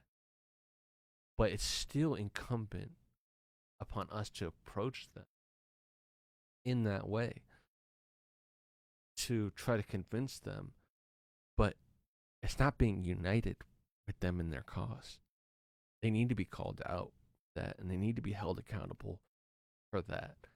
And it's an arduous task. And I think that it's not just up to conservatives. It's up to left-leaning people to confront those people that, hey, I didn't agree with the things that Charlie believed in, but it's not okay what you're doing. We need more of that. Those people have more relational capital. You know, it's really easy to dismiss somebody who supports Charlie Kirk criticizing you. You know, of course you're going to say that of me. It's not that what I'm doing is wrong. It's that you are defending him, or that you are a big stand for them. But it's a lot harder to dismiss when that message is coming from somebody who didn't agree with Charlie Kirk on his policies, but agrees that political violence is never the solution, who agrees with freedom of speech being a foundational principle. And so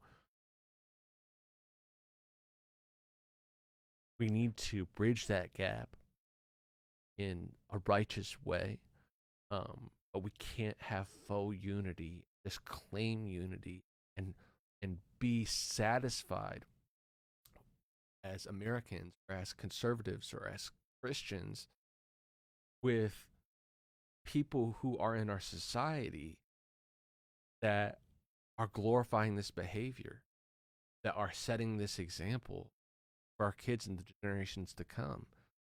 It's unacceptable. We have to treat it as such, have a united front without political agenda, because this isn't partisan. Denouncing political violence is not a partisan issue. It's an American issue. It's a moral issue. And it's incumbent upon us to address it.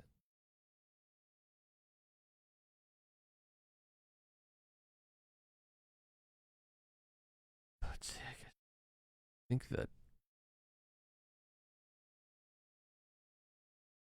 Charlie Kirk Show is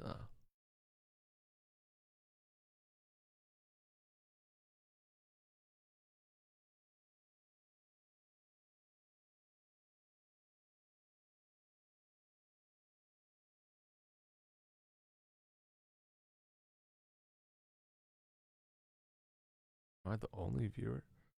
This is a bad way to go about it, but if there's maybe a slightly better From a friend who Liberated, we have I people. wanted to listen There to were Caroline colors. Levitt. never been prouder. Watch the clip. Never been replayed. Are much certain that I will tell you. Trump, who had absolutely no idea that he was Billions of dollars. Screenshot.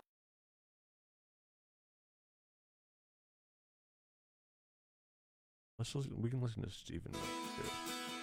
You know, there's a lot to the Charlie Kirk Show. This is Vice President JD Vance. We Joining missed me this. now We came in is late. Stephen Miller, White House Deputy Chief of Staff, dear friend of mine, and dear friend of Charlie Kirk's. And before I get into the nitty-gritty of what I wanted to talk with Stephen about, you know, there's a lot of questions about the investigation, where we are in the investigation. I want to be respectful to the FBI's process, but just know that we are on top of this, and the entire administration is trying to do as much as possible to find everything that we can about what led to this, about how we got here, and of course, ultimately, how an assassin took Charlie's life. I wanted to zoom out with Stephen a little bit and talk about all of the ways that we're trying to figure out how to prevent this festering violence that you see on the far left from becoming even more and more mainstream. And you know, before I do that, Stephen, I want to do this with every guest because you're a friend of Charlie's, and one of the things I'm hoping that people get out of this is an understanding for the kind of guy that Charlie was, who he was. And so before I talk to you about what we're doing to try to prevent something like this from happening again, maybe you could just talk about why you love Charlie, what memories you have of him, something that would give our audience a sense of what he was behind the microphone. Yeah. I've known Charlie for 10 years. He was a treasured friend. And, you know, this is going to sound, he made you believe more in yourself, is the best way I could put that. That's right. He was your biggest cheerleader. he would, if I was working on a hard project, an important executive order, a major new initiative, he would give me the strength and the focus to get it done. That's right. He was everybody's supporter, enthusiast, cheerleader, promoter. He made all of us better every single day. You know, the memory that I keep turning to is not a single memory. It's a period of a couple months after we won the election. And Charlie was in the campaign or the transition office every single day. And from dawn till dusk, volunteering his time to get into the weeds, the nitty-gritty of government. And he was so damn excited. I mean, it really hurts to think about it right now. He was so excited about all of us being here. And we would be talking about every executive order, every new regulation, every new policy plan. It was such a thrill for me to get to spend a few months of my life, because, you know, he came from the nonprofit, the activist world. I came from the government world. And in this transition, to be able to work hand in hand, take all of his ideas from being the leader of TPUSA, spending time with college students, spending time with activists, and then be able to be with us at the transition to plan out the next step of our government, that was an experience for which I will always be grateful. And the last thing I'll say is that, to my earlier point, Charlie would send me messages all the time, just saying, you know, great work, or here's a new idea, or here's what I think will take this to the next level. And I took them all to heart. And God, I just love the man so much. He was our biggest supporter, yeah. Stephen, but he was also, if he disagreed, he would figure out how to get us to get where he wanted us to go. He was always such a big cheerleader. Absolutely right. The darkest moments of my life, it was Charlie who was on the phone saying, don't let him get to you. Keep on fighting. Keep on going. You're absolutely right. So I want to be mindful of time here.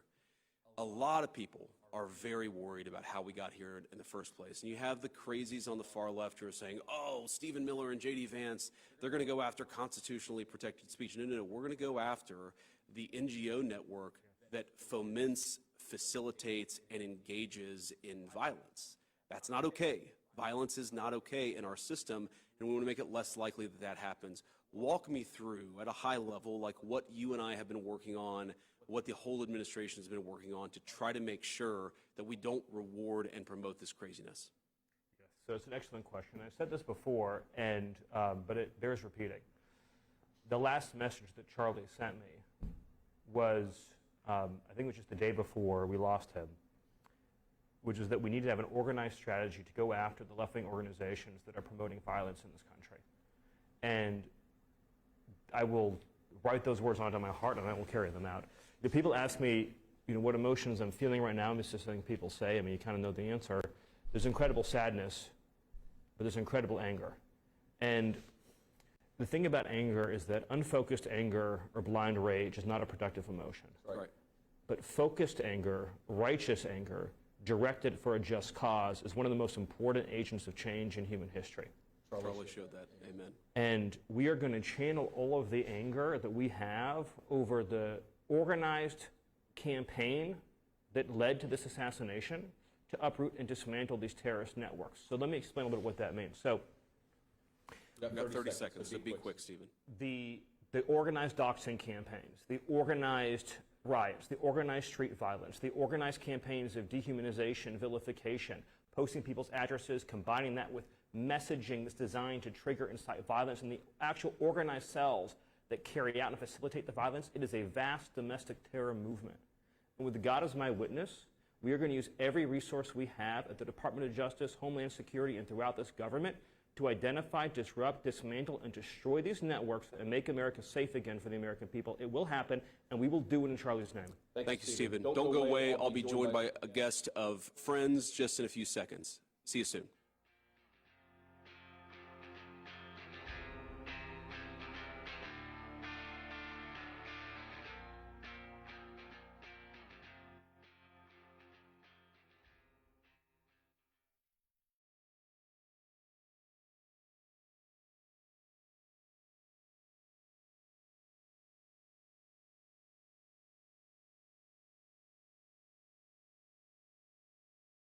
I see this video and I want to click on it. And so I'm just gonna That's the great thing. Editorial control. 13 foods you should never buy organic. This is one of those things, we're trying to have the best produce and whatnot that has the least amount of poisons in it, bugs or what have you. But these ones apparently taste to. Today we're going to Having talk normal. about the 13 foods you should never buy organic. They're just not worth it. You're going to spend between 50 and 80% more on organic foods when you really don't need to. Then I'm going to get into some really key foods that you should always get organic simply because they have the most concentrated pesticides. Let's just start with the definition organic. What does it actually mean? It means foods that don't have synthetic chemical input. When you're talking about animal foods, it means the feed that they feed the animals don't have synthetic chemicals given to them. And with animals, part of the definition is you can't use antibiotics. And one quick thing about chemicals, we're talking about pesticides, insecticides, herbicides, fungicides, and those chemicals build up in the body and they can create problems. Let me also cover 3 other definitions. Food made with organic ingredients. What does that mean? It means that at least 70% of that product has to be organic.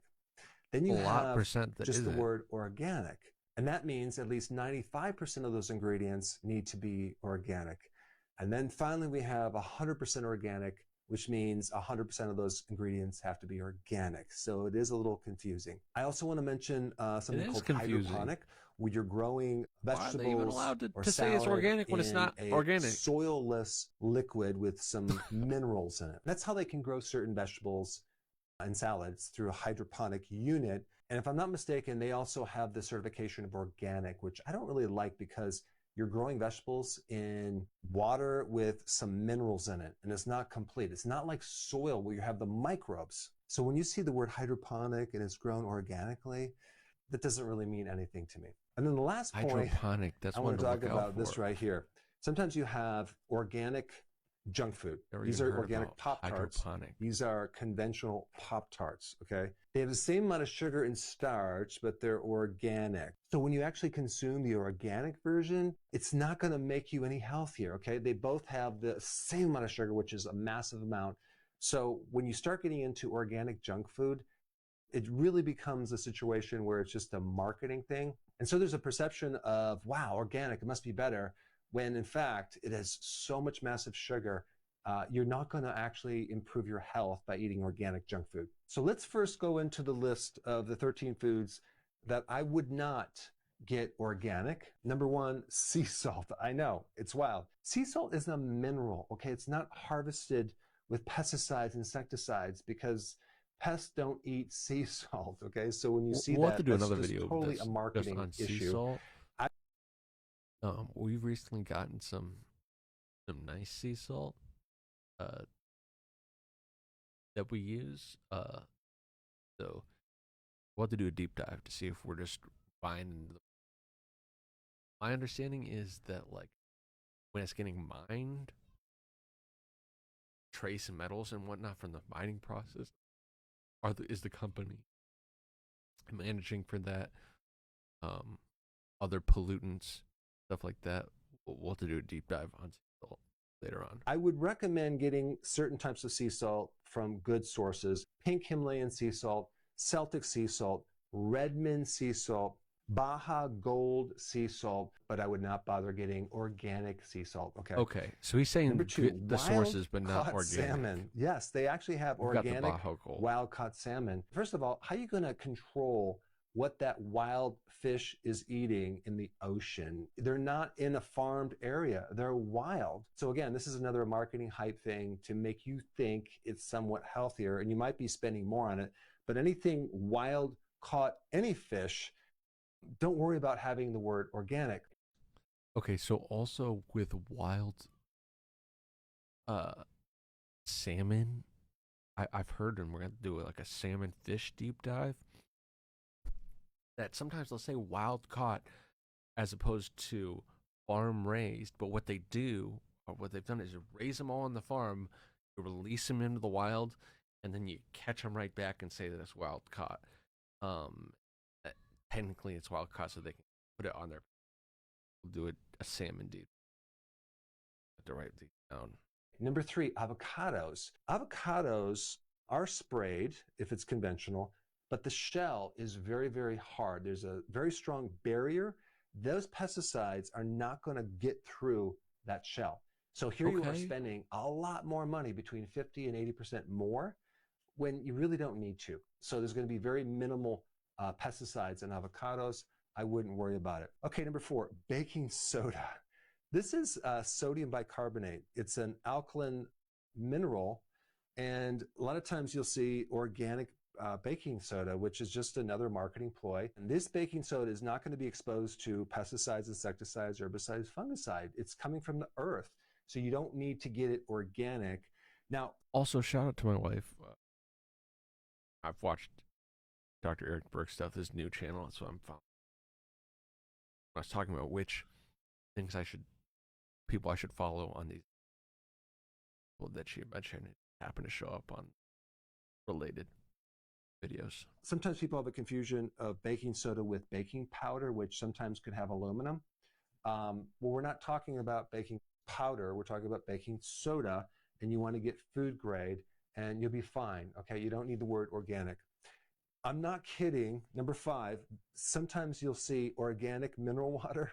I mean, does anyone really believe that actually is the thing? You can have organic water? Water is not treated with pesticides, insecticides, herbicides, fungicides to somehow protect it. Now, of course, tap water has a lot of chemicals in it, but organic mineral water is just purely a marketing ploy. So just get some good mineral water from a good source, and don't worry about having it say organic. Now, number 6, walnuts have a very hard shell. There is no way that any pesticide, herbicide, fungicide is going to penetrate that shell. So it's going to be okay to buy conventional walnuts. It's going to be incredibly cheap, and it's really not necessary to get the organic. And that also goes for pecans. They have hard shells. Brazil nuts have hard shells. And by the way, Brazil nuts are probably the best source of selenium. Macadamia nuts have hard shells. So I wouldn't worry about getting organic nuts that have hard shells. Come to the next one. Cocoa is going to be hard. So just get some good mineral water from a good source, and don't worry about having it say organic. Now, number 6, trail mix walnuts or have like a very hard shell. nut There is no medley. way that any My pesticide, grandpa would always herbicide, have. fungicide is going to penetrate that shell. So it's going to They be had okay these to big buy nuts. conventional You walnuts. know, It's I'm gonna be pretty sure they were incredibly cheap, Brazil nuts. I think this and is it's a really not mystery necessary to get the solved. organic. And that also goes for pecans. They have hard shells. Brazil. Yeah, those ones, yes. Brazil nuts, and apparently they're one of the best sources of selenium. Very cool. I think I see these at the store. I can't even recall the taste. I recall liking them as a kid growing up from the trail mix. Now, the other edible stuff, match.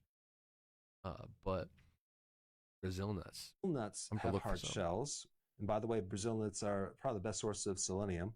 Macadamia nuts have hard shells. So I wouldn't worry about getting organic nuts that have hard shells. Come to the next one, coconuts, a super hard shell. There's no way a pesticide is going to penetrate that. Don't worry about getting organic coconuts. All right, 11, cabbage. Believe it or not, cabbage is not a vegetable that is heavily sprayed, but it might be sprayed. All you have to do is take the outer part of that cabbage away, and then you're not going to have any pesticides. So that's one thing that I do. The pesticides aren't going to like penetrate to the core. You don't have to worry about that. The same thing with banana. Now, I don't consume bananas. Some people do. But the banana has a peel that is going to prevent those pesticides from penetrating it. And then 13, we get game meat. This is another similar thing to wild caught. If you're eating elk, a wild boar, or venison, those animals are out in the wild, right? They're not controlled in a small area where you're feeding them. So there's no way you can control the food. And so when someone says it's organic, it doesn't mean anything. Now let's talk about the foods that you should always get organic. Let's start with number 1, peanuts. Peanuts have a very thin shell that is not growing on a tree. It is in the soil. And they put heavy amounts of sprays and fungicides to counteract the mold that grows on these peanuts. And because that peanut shell is so thin, it's going to be like a sponge for pesticides. So this is why if you're going to eat Organic peanuts, I would highly recommend that you get butter. organic peanuts. Next one, growing strawberries. If you're doing strawberries, I would not do conventional. There's no shell. The chemicals go right in. And so again, it's like a little sponge. Coffee is one of the products that is heavily sprayed with a lot of chemicals, and coffee is grown around the world, and sometimes you don't even know where it comes from. It's grown in the tropics, and so there's more chance for mold and fungus, so they're going to put a lot of stuff on it. If you're going to consume coffee, make sure it's organic. Now, let's just go right down to tea. Tea is also heavily sprayed, but because tea is like a leaf, you're going to get even more chemicals than coffee. And so I would highly recommend, if you're going to do tea, make sure that's also organic. Now let's get to chocolate. Here's another one where they spray a lot of chemicals. Chocolate is harvested in tropical areas where there's higher chance of mold and fungus, and so they do use chemicals. So if you're going to do chocolate, do organic. Cotton is another massive commercial crop where they heavily spray this cotton. And the thing is that you have cotton tampons, which actually go inside your body, that you can be exposed to these chemicals, that then those residues can be absorbed by your body. Then you also have cotton clothing and sheets. So that's just another thing to put on your radar. There could be some residues, especially the tampons cotton. And also cotton products for small babies. I would make sure it's organic. Spinach is another heavily sprayed crop. Okay, so this is the one I would do organically. I personally don't do a lot of spinach because it's also high in oxalates, which can trigger kidney stones. I would do more arugula or just romaine lettuce. Apples are heavily sprayed. If you're going to do apples, I would highly recommend do organic. I think if you actually peeled the apples, you probably could take off a good amount of those pesticides. But apparently the peel is definitely different than a shell from a nut, so you're not going to get the same protection. Grapes are another one. They're heavily sprayed. I would do organic if you're going to do grapes. Cherries are one that I would highly recommend doing organic as well because they heavily spray cherries. And then wheat, oats, lentils, and pulses need to be organic, and I'm going to tell you why. Because even if you see non-GMO wheat, that means it's not genetically modified, but it doesn't mean they're not spraying an herbicide called glyphosate, which is Roundup Ready on it, because that's what they do as a drying agent. So in other words, some of these chemicals are not used to kill pests and weeds. They're used to dry out this product, especially that is wheat, freaking oats, crazy. barley, buckwheat, they use that poison and not as a pesticide, but to dry wheat, out oats, the lentil, grain. pulses, make sure that's organic, not just non-GMO. And so when they say organic, that means it's not genetically modified. But when they say it's not genetically modified, that doesn't mean that they don't spray it with some herbicide. So there's a big difference between the two. Now that you know more about organic, the next most important thing to know is, what about the nutrients in the food? What to eat to get the most nutrients? And for that information, you need to watch this video right here. Right there. Go ahead and click it right now. Check it out.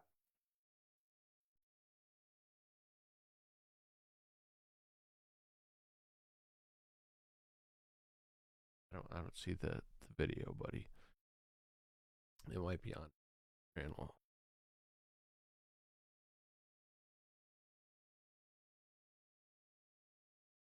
Today we're going to talk about the 13 foods you should never. The next most important thing to know is, what about the nutrients in the food? What to eat to get the most nutrients? And for that information, you need to watch this video right here. Right there. Go ahead and click it right now. Check it out. Come on, Dr. Berg. There's nothing to click on, Dr. Berg. We want the nutrients of Dr. Berg. I said click it right now. Come on.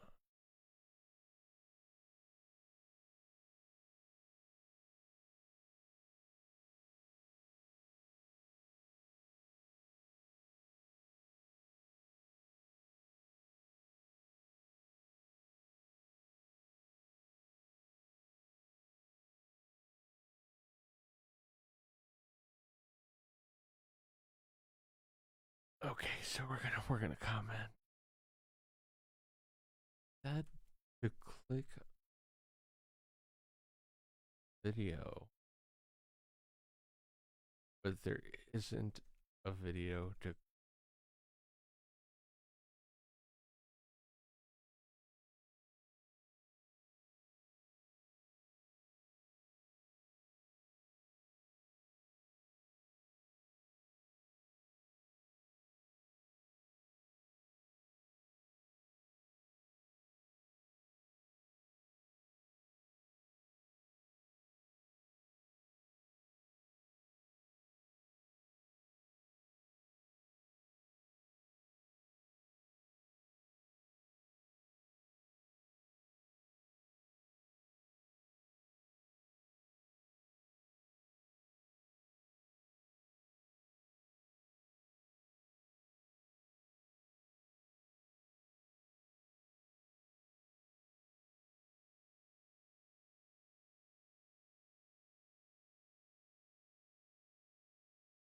I'd like to discuss the absolute healthiest foods that you should be eating. Now, how do we Okay, figure this out? So we let's in just take this. a look at what the definition of food is. Food Okay, is we're that which starting is very eaten to basic. sustain life, provide energy, and promote the growth and repair of tissue. So, Is that the definition of food?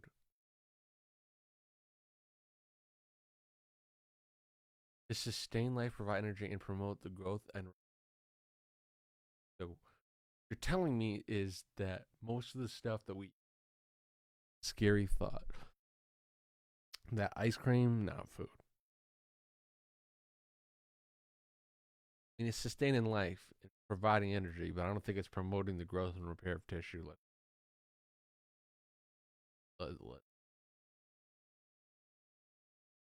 I think food is what I put in my mouth,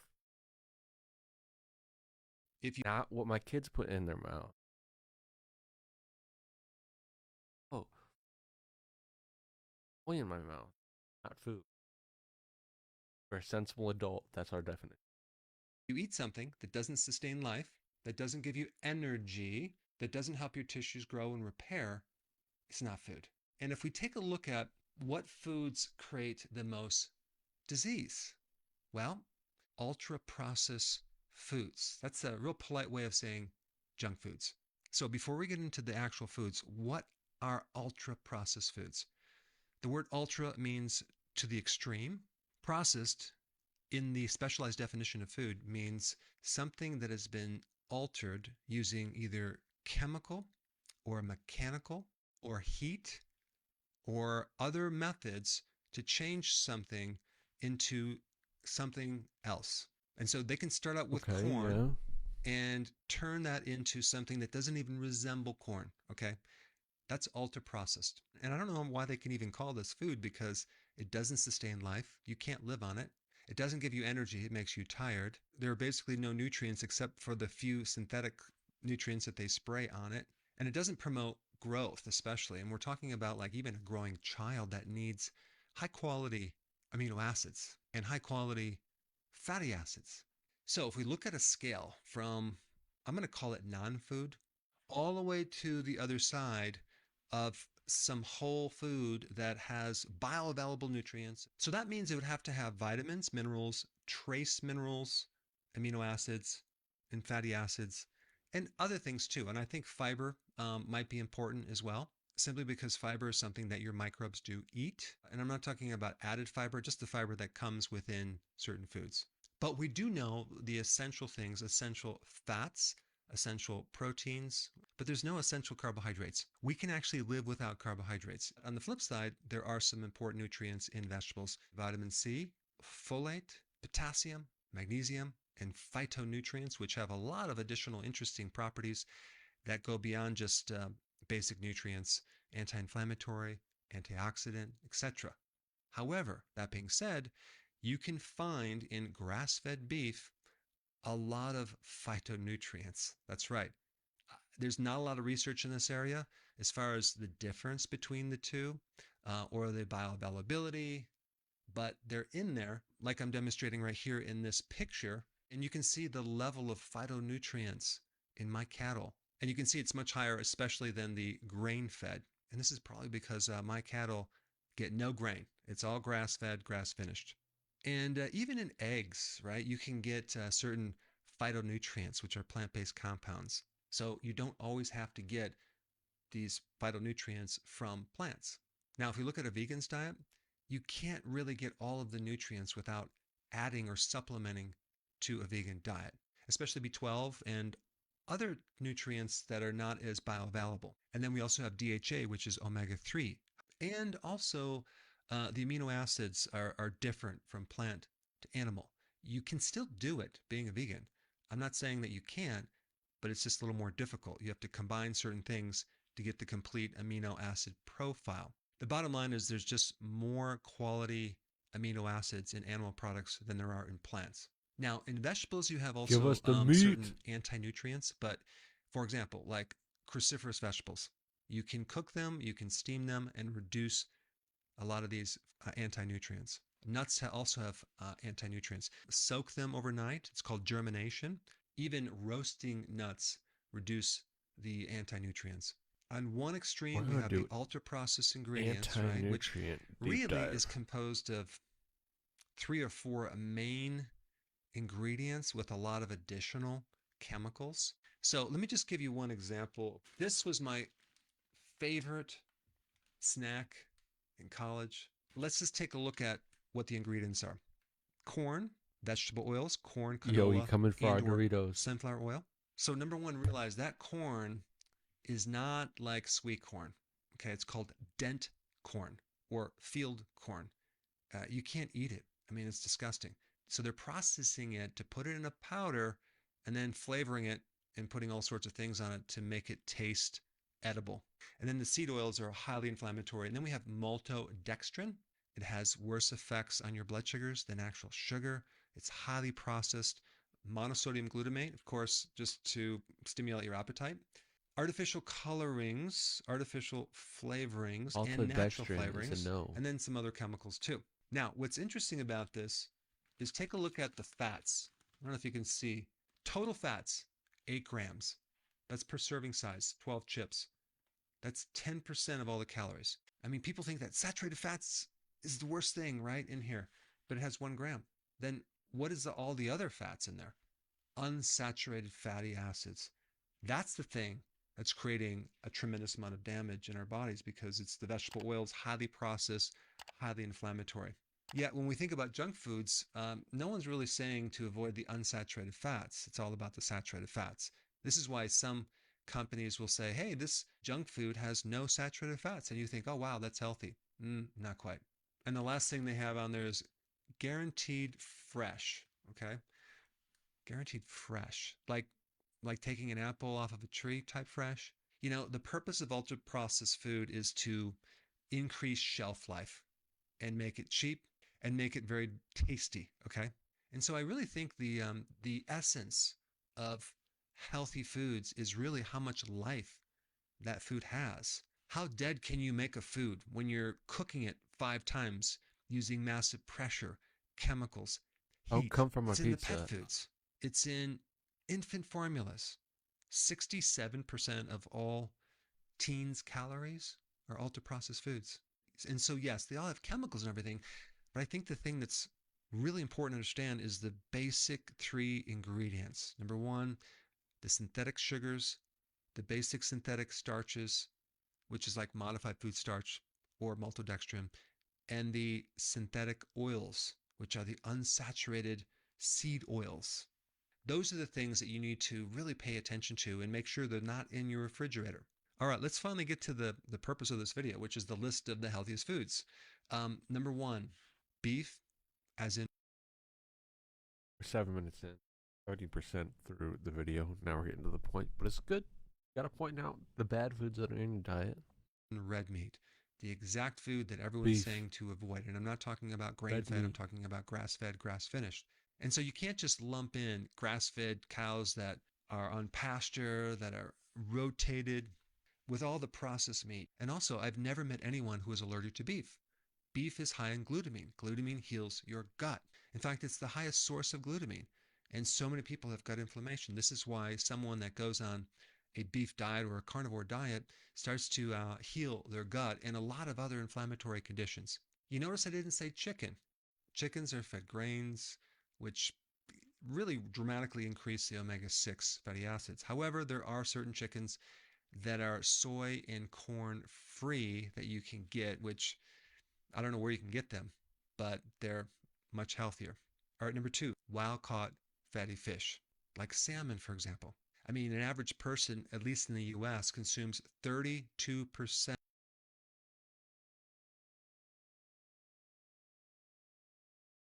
Chicken deep dive. What to feed in order of all their calories in the form of these seed oils. And number 3, which is shellfish, clams, oysters, shrimp, lobster, crab, the things like bugs of the that. sea. You not only can get the omega-3 fatty acids, but you can get all the trace minerals and you get high quality protein. I mean, oysters are just loaded with zinc. Then number 4 is eggs. I think it's really important to buy the highest quality eggs that you can find, organic, pasture raised, super amounts of nutrition, especially in the yolk. They're also very high in choline, which can help a fatty liver. Okay, number 5 is fermented vegetables. I'm mainly talking about either sauerkraut or kimchi, and the reason I put those on the list is because they're great probiotics. Sauerkraut has like 10 times the vitamin C of any vegetable. It's loaded with the prebiotics, the fiber, and the probiotics, which are the microbes. Plus, it's made from cabbage, which has Man, I just don't like seeing that. I don't want to eat that. For gut health, glutamine. And I think a What lot of are people ways don't realize that these microbes you can cook contribute so much that to your tastes health. good. I mean, just take a look at what happens after an antibiotic to your health. It goes right down the tubes. So we need to emphasize foods for our probiotics.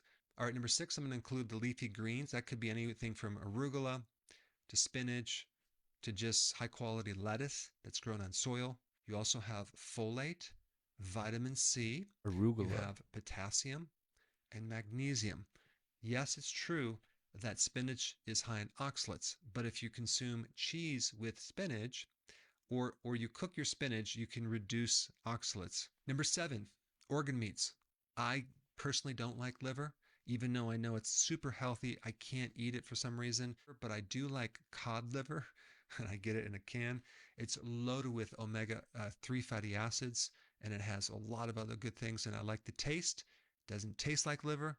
Number 8, certain herbal spices. And I'm talking about garlic, onion, sage, thyme, sea salt, which is not an herb, but it's just something I want to throw in there, basil, and cinnamon. All these herbs have special compounds that can help in various ways. Now, there's one popular video. I explain a lot more about the number 1 food that is the most anti-inflammatory. And I want you to know more about this, so check out this video. I put it up right here. Okay, we're 0 for 2 on check out the video.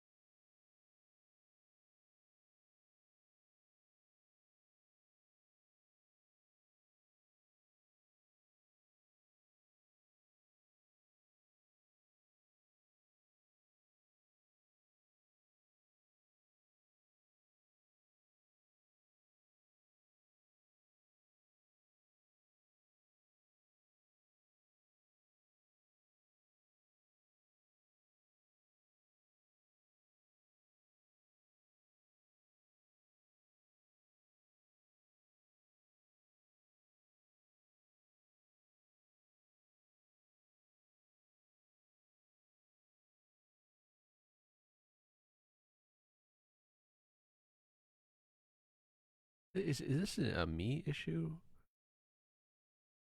I have it not turned on or something?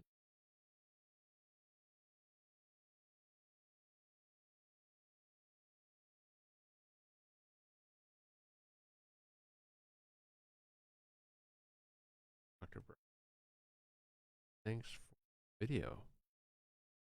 But there is no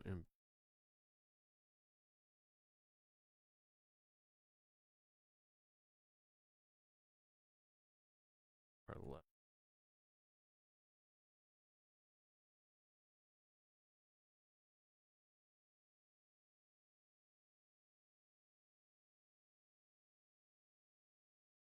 You had hope. Proud us to.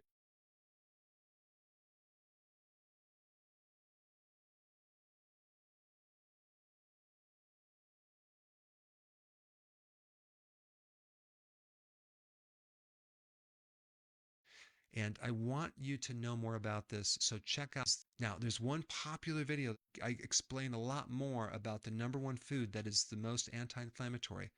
And I want you to know more about this, so check out this video. I put it up right here.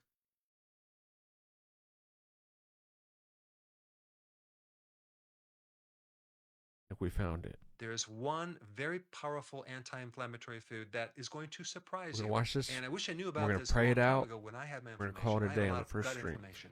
But you can apply this to any inflammation. This also applies to people with autoimmune diseases and anyone with a condition that is itis, which is inflammation of fill in the blank. Now, there is a huge connection and relationship between inflammation in your joints and inflammation in the gut. Many joint inflammatory processes, including many autoimmune diseases, originate in the gut. And I'm going to go through the foods that you should avoid first, okay? And then I'm going to tell you what you should be eating. But the foods that create the most inflammation would be related to something like gluten, which actually is in grains. Most of the grains create inflammation in your gut. Most people with arthritis don't know it, but their grains that they're eating are creating a lot of inflammation. Then you have the obvious things like alcohol, sugar, junk foods. Another name for junk foods would be ultra processed foods. Did you realize that 83% of all the calories in the grocery store 83% of all the calories in the grocery store are ultra processed foods? are ultra processed foods? And we wonder why our digestive system is so messed up. Now, we also have corn. Okay, corn is very inflammatory. It's usually in some type of processed, refined corn product or high fructose corn syrup. But I think about like 96% of all corn is genetically modified, which means it could have traces of glyphosate, which is considered an antibiotic. It can actually mess with your gut flora and create other issues. And then we have soy, the same boat. Most soy is genetically modified. And soy and corn have lectins, which also irritate your gut, which then can stir up the inflammation. And by the way, corn is not a vegetable, it's a grain, okay? And we eat corn in so many different things corn chips, tortillas. It's in a lot of foods, especially at the grocery store. And it's not in a whole form, it's in some type of refined form. There's even a new type of genetically modified corn that we have not really done the safety test yet, and that's going to be very interesting what happens with that one. And then, of course, we have the obvious seed oils too, like canola oil, the soy oil, the corn oil, all the oils that are highly refined. They're omega-6. They're inflammatory. We also have the A1 milk proteins. Okay, you always want to get A2. A very safe way to avoid the A1 is to have like milk products from either goats or sheep, as in sheep or A1 milk deep dive.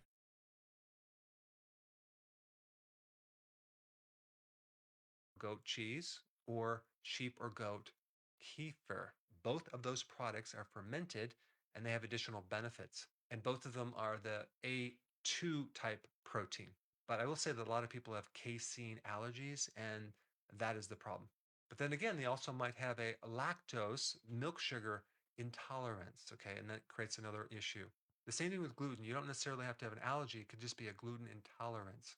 And then we have just fiber in general. Not to mention all the new functional fibers that they're coming out with, like the soluble corn fiber or the tapioca fiber, all these different fiber products that are supposedly going to be good for you, but they create more bloating and inflammation. If you have inflammation wherever it is, and if it's especially in the gut, you need to avoid fiber.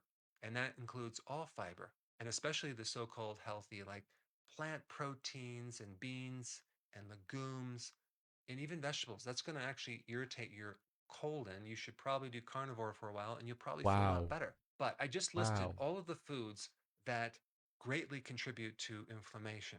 So now let's talk about the most important food to get rid of your inflammation.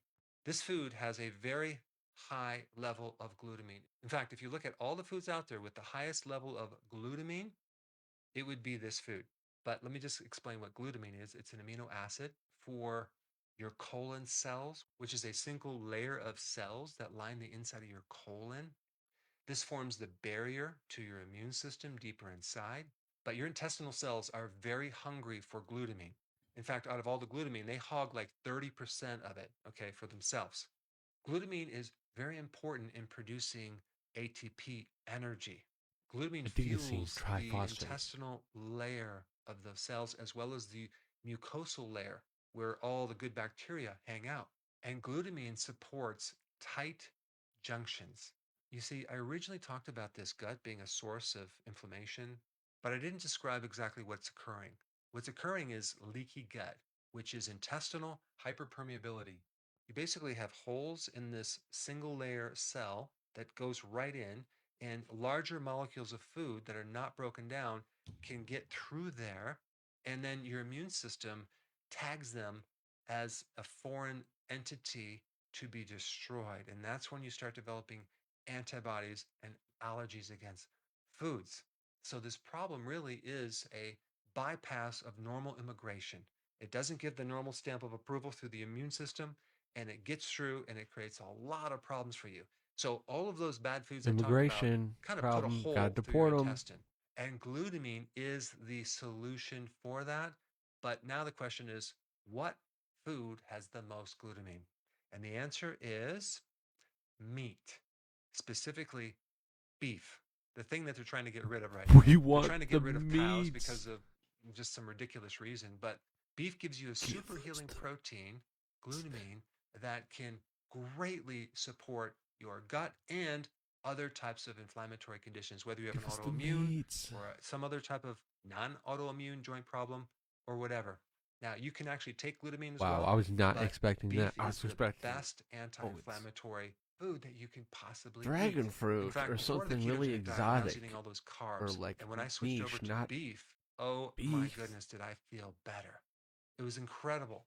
I no longer had bloating, and it was really weird because I thought that you needed fiber to kind of push things through, but I need to little go did I carnivore. know that beef Maybe really that'll be calmed the go fire through a down in my carnivore. gut, and a lot of inflammatory conditions went away. I had arthritis so bad in my hands and my spine, I had no idea it was connected to my diet and primarily all the carbs and grains I was consuming. You just have to try it. Let's say that you're a vegan and you want to know what is the best vegan source of glutamine. Ready for this? Cabbage. That's right, especially red cabbage, but all cabbage is loaded with glutamine. So those are the two foods that have the most Meat and glutamine cabbage. if you were to look at like just the spectrum of a meat and a vegetable. And this is also what I talk about in other videos, using like cabbage for gastritis or an ulcer or any type of GI inflammatory condition. You can't really do a lot of other vegetables and fiber, but that's the one that most people can deal with, especially if you do it in a fermented form, the sauerkraut, because that way you get all this glutamine from the vegetable, but you get the microbes as well. Now, there are other things that are loaded with glutamine as well. You have cheese from either a sheep or a goat, or the kefir, like I mentioned. I You don't also know have what eggs, kefir is. fish, and especially bone broth, okay? That's loaded with glutamine. So now I kind of Kefir. simplified how to heal your inflammation and gave you the things that you need We to know what avoid kefir is, but we to don't know what really turn kefir this is. thing around. What I'm I'm saying, telling if you, you know, if you you have know. inflammation, I don't care what kind, you should start eating these foods. I would start basically eating beef and cabbage and just watch what happens to your inflammation. I think you'll be quite surprised. Now, because of the censoring and the suppressing of the algorithms on YouTube, it's becoming more difficult to find my content. And there's a lot of content that I cannot put on YouTube, unfortunately. So to make sure you have full access of all my information, go to drberg.com and subscribe to my newsletter by clicking the link. Okay, thank you, Dr. Berg. Yeah, so we got a couple more minutes. Anybody who tuned in to any point this far, this was day one. You literally with day one from the jump. OG of OG. Appreciate it. Tomorrow's gonna be better job, and then better after that. Get in and really do it well. Pray and we'll Heavenly Father, Lord, just thank you, God, for this time. Thank you for the ability broadcasting, God. We just ask that you would show and illuminate the better for all parties to the experience to be better, to so done excellence glorifies you, God. Yeah, just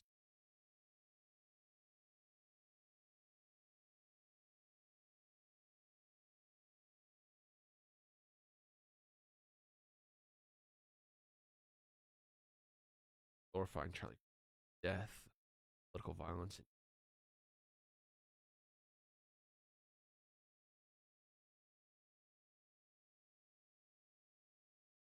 Brought back into the fold of normal society, got change fundamentally. Thing they realized in that they would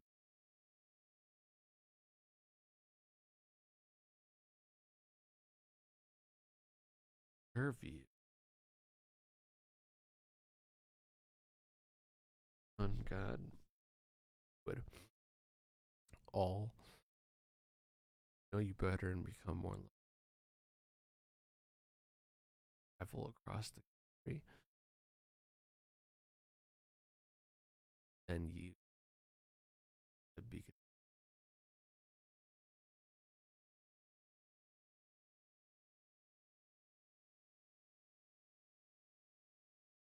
bless this day, bless everyone, and help us to get prepared tomorrow. Amen. Okay, well, again, thank you for tuning in. Day one, not what we expected it to be. Day two, gonna be better. I know that. Even if it's just 1%, but hey, we're trucking along. Step of the way. Yeah. Like, share, subscribe. Appreciate it.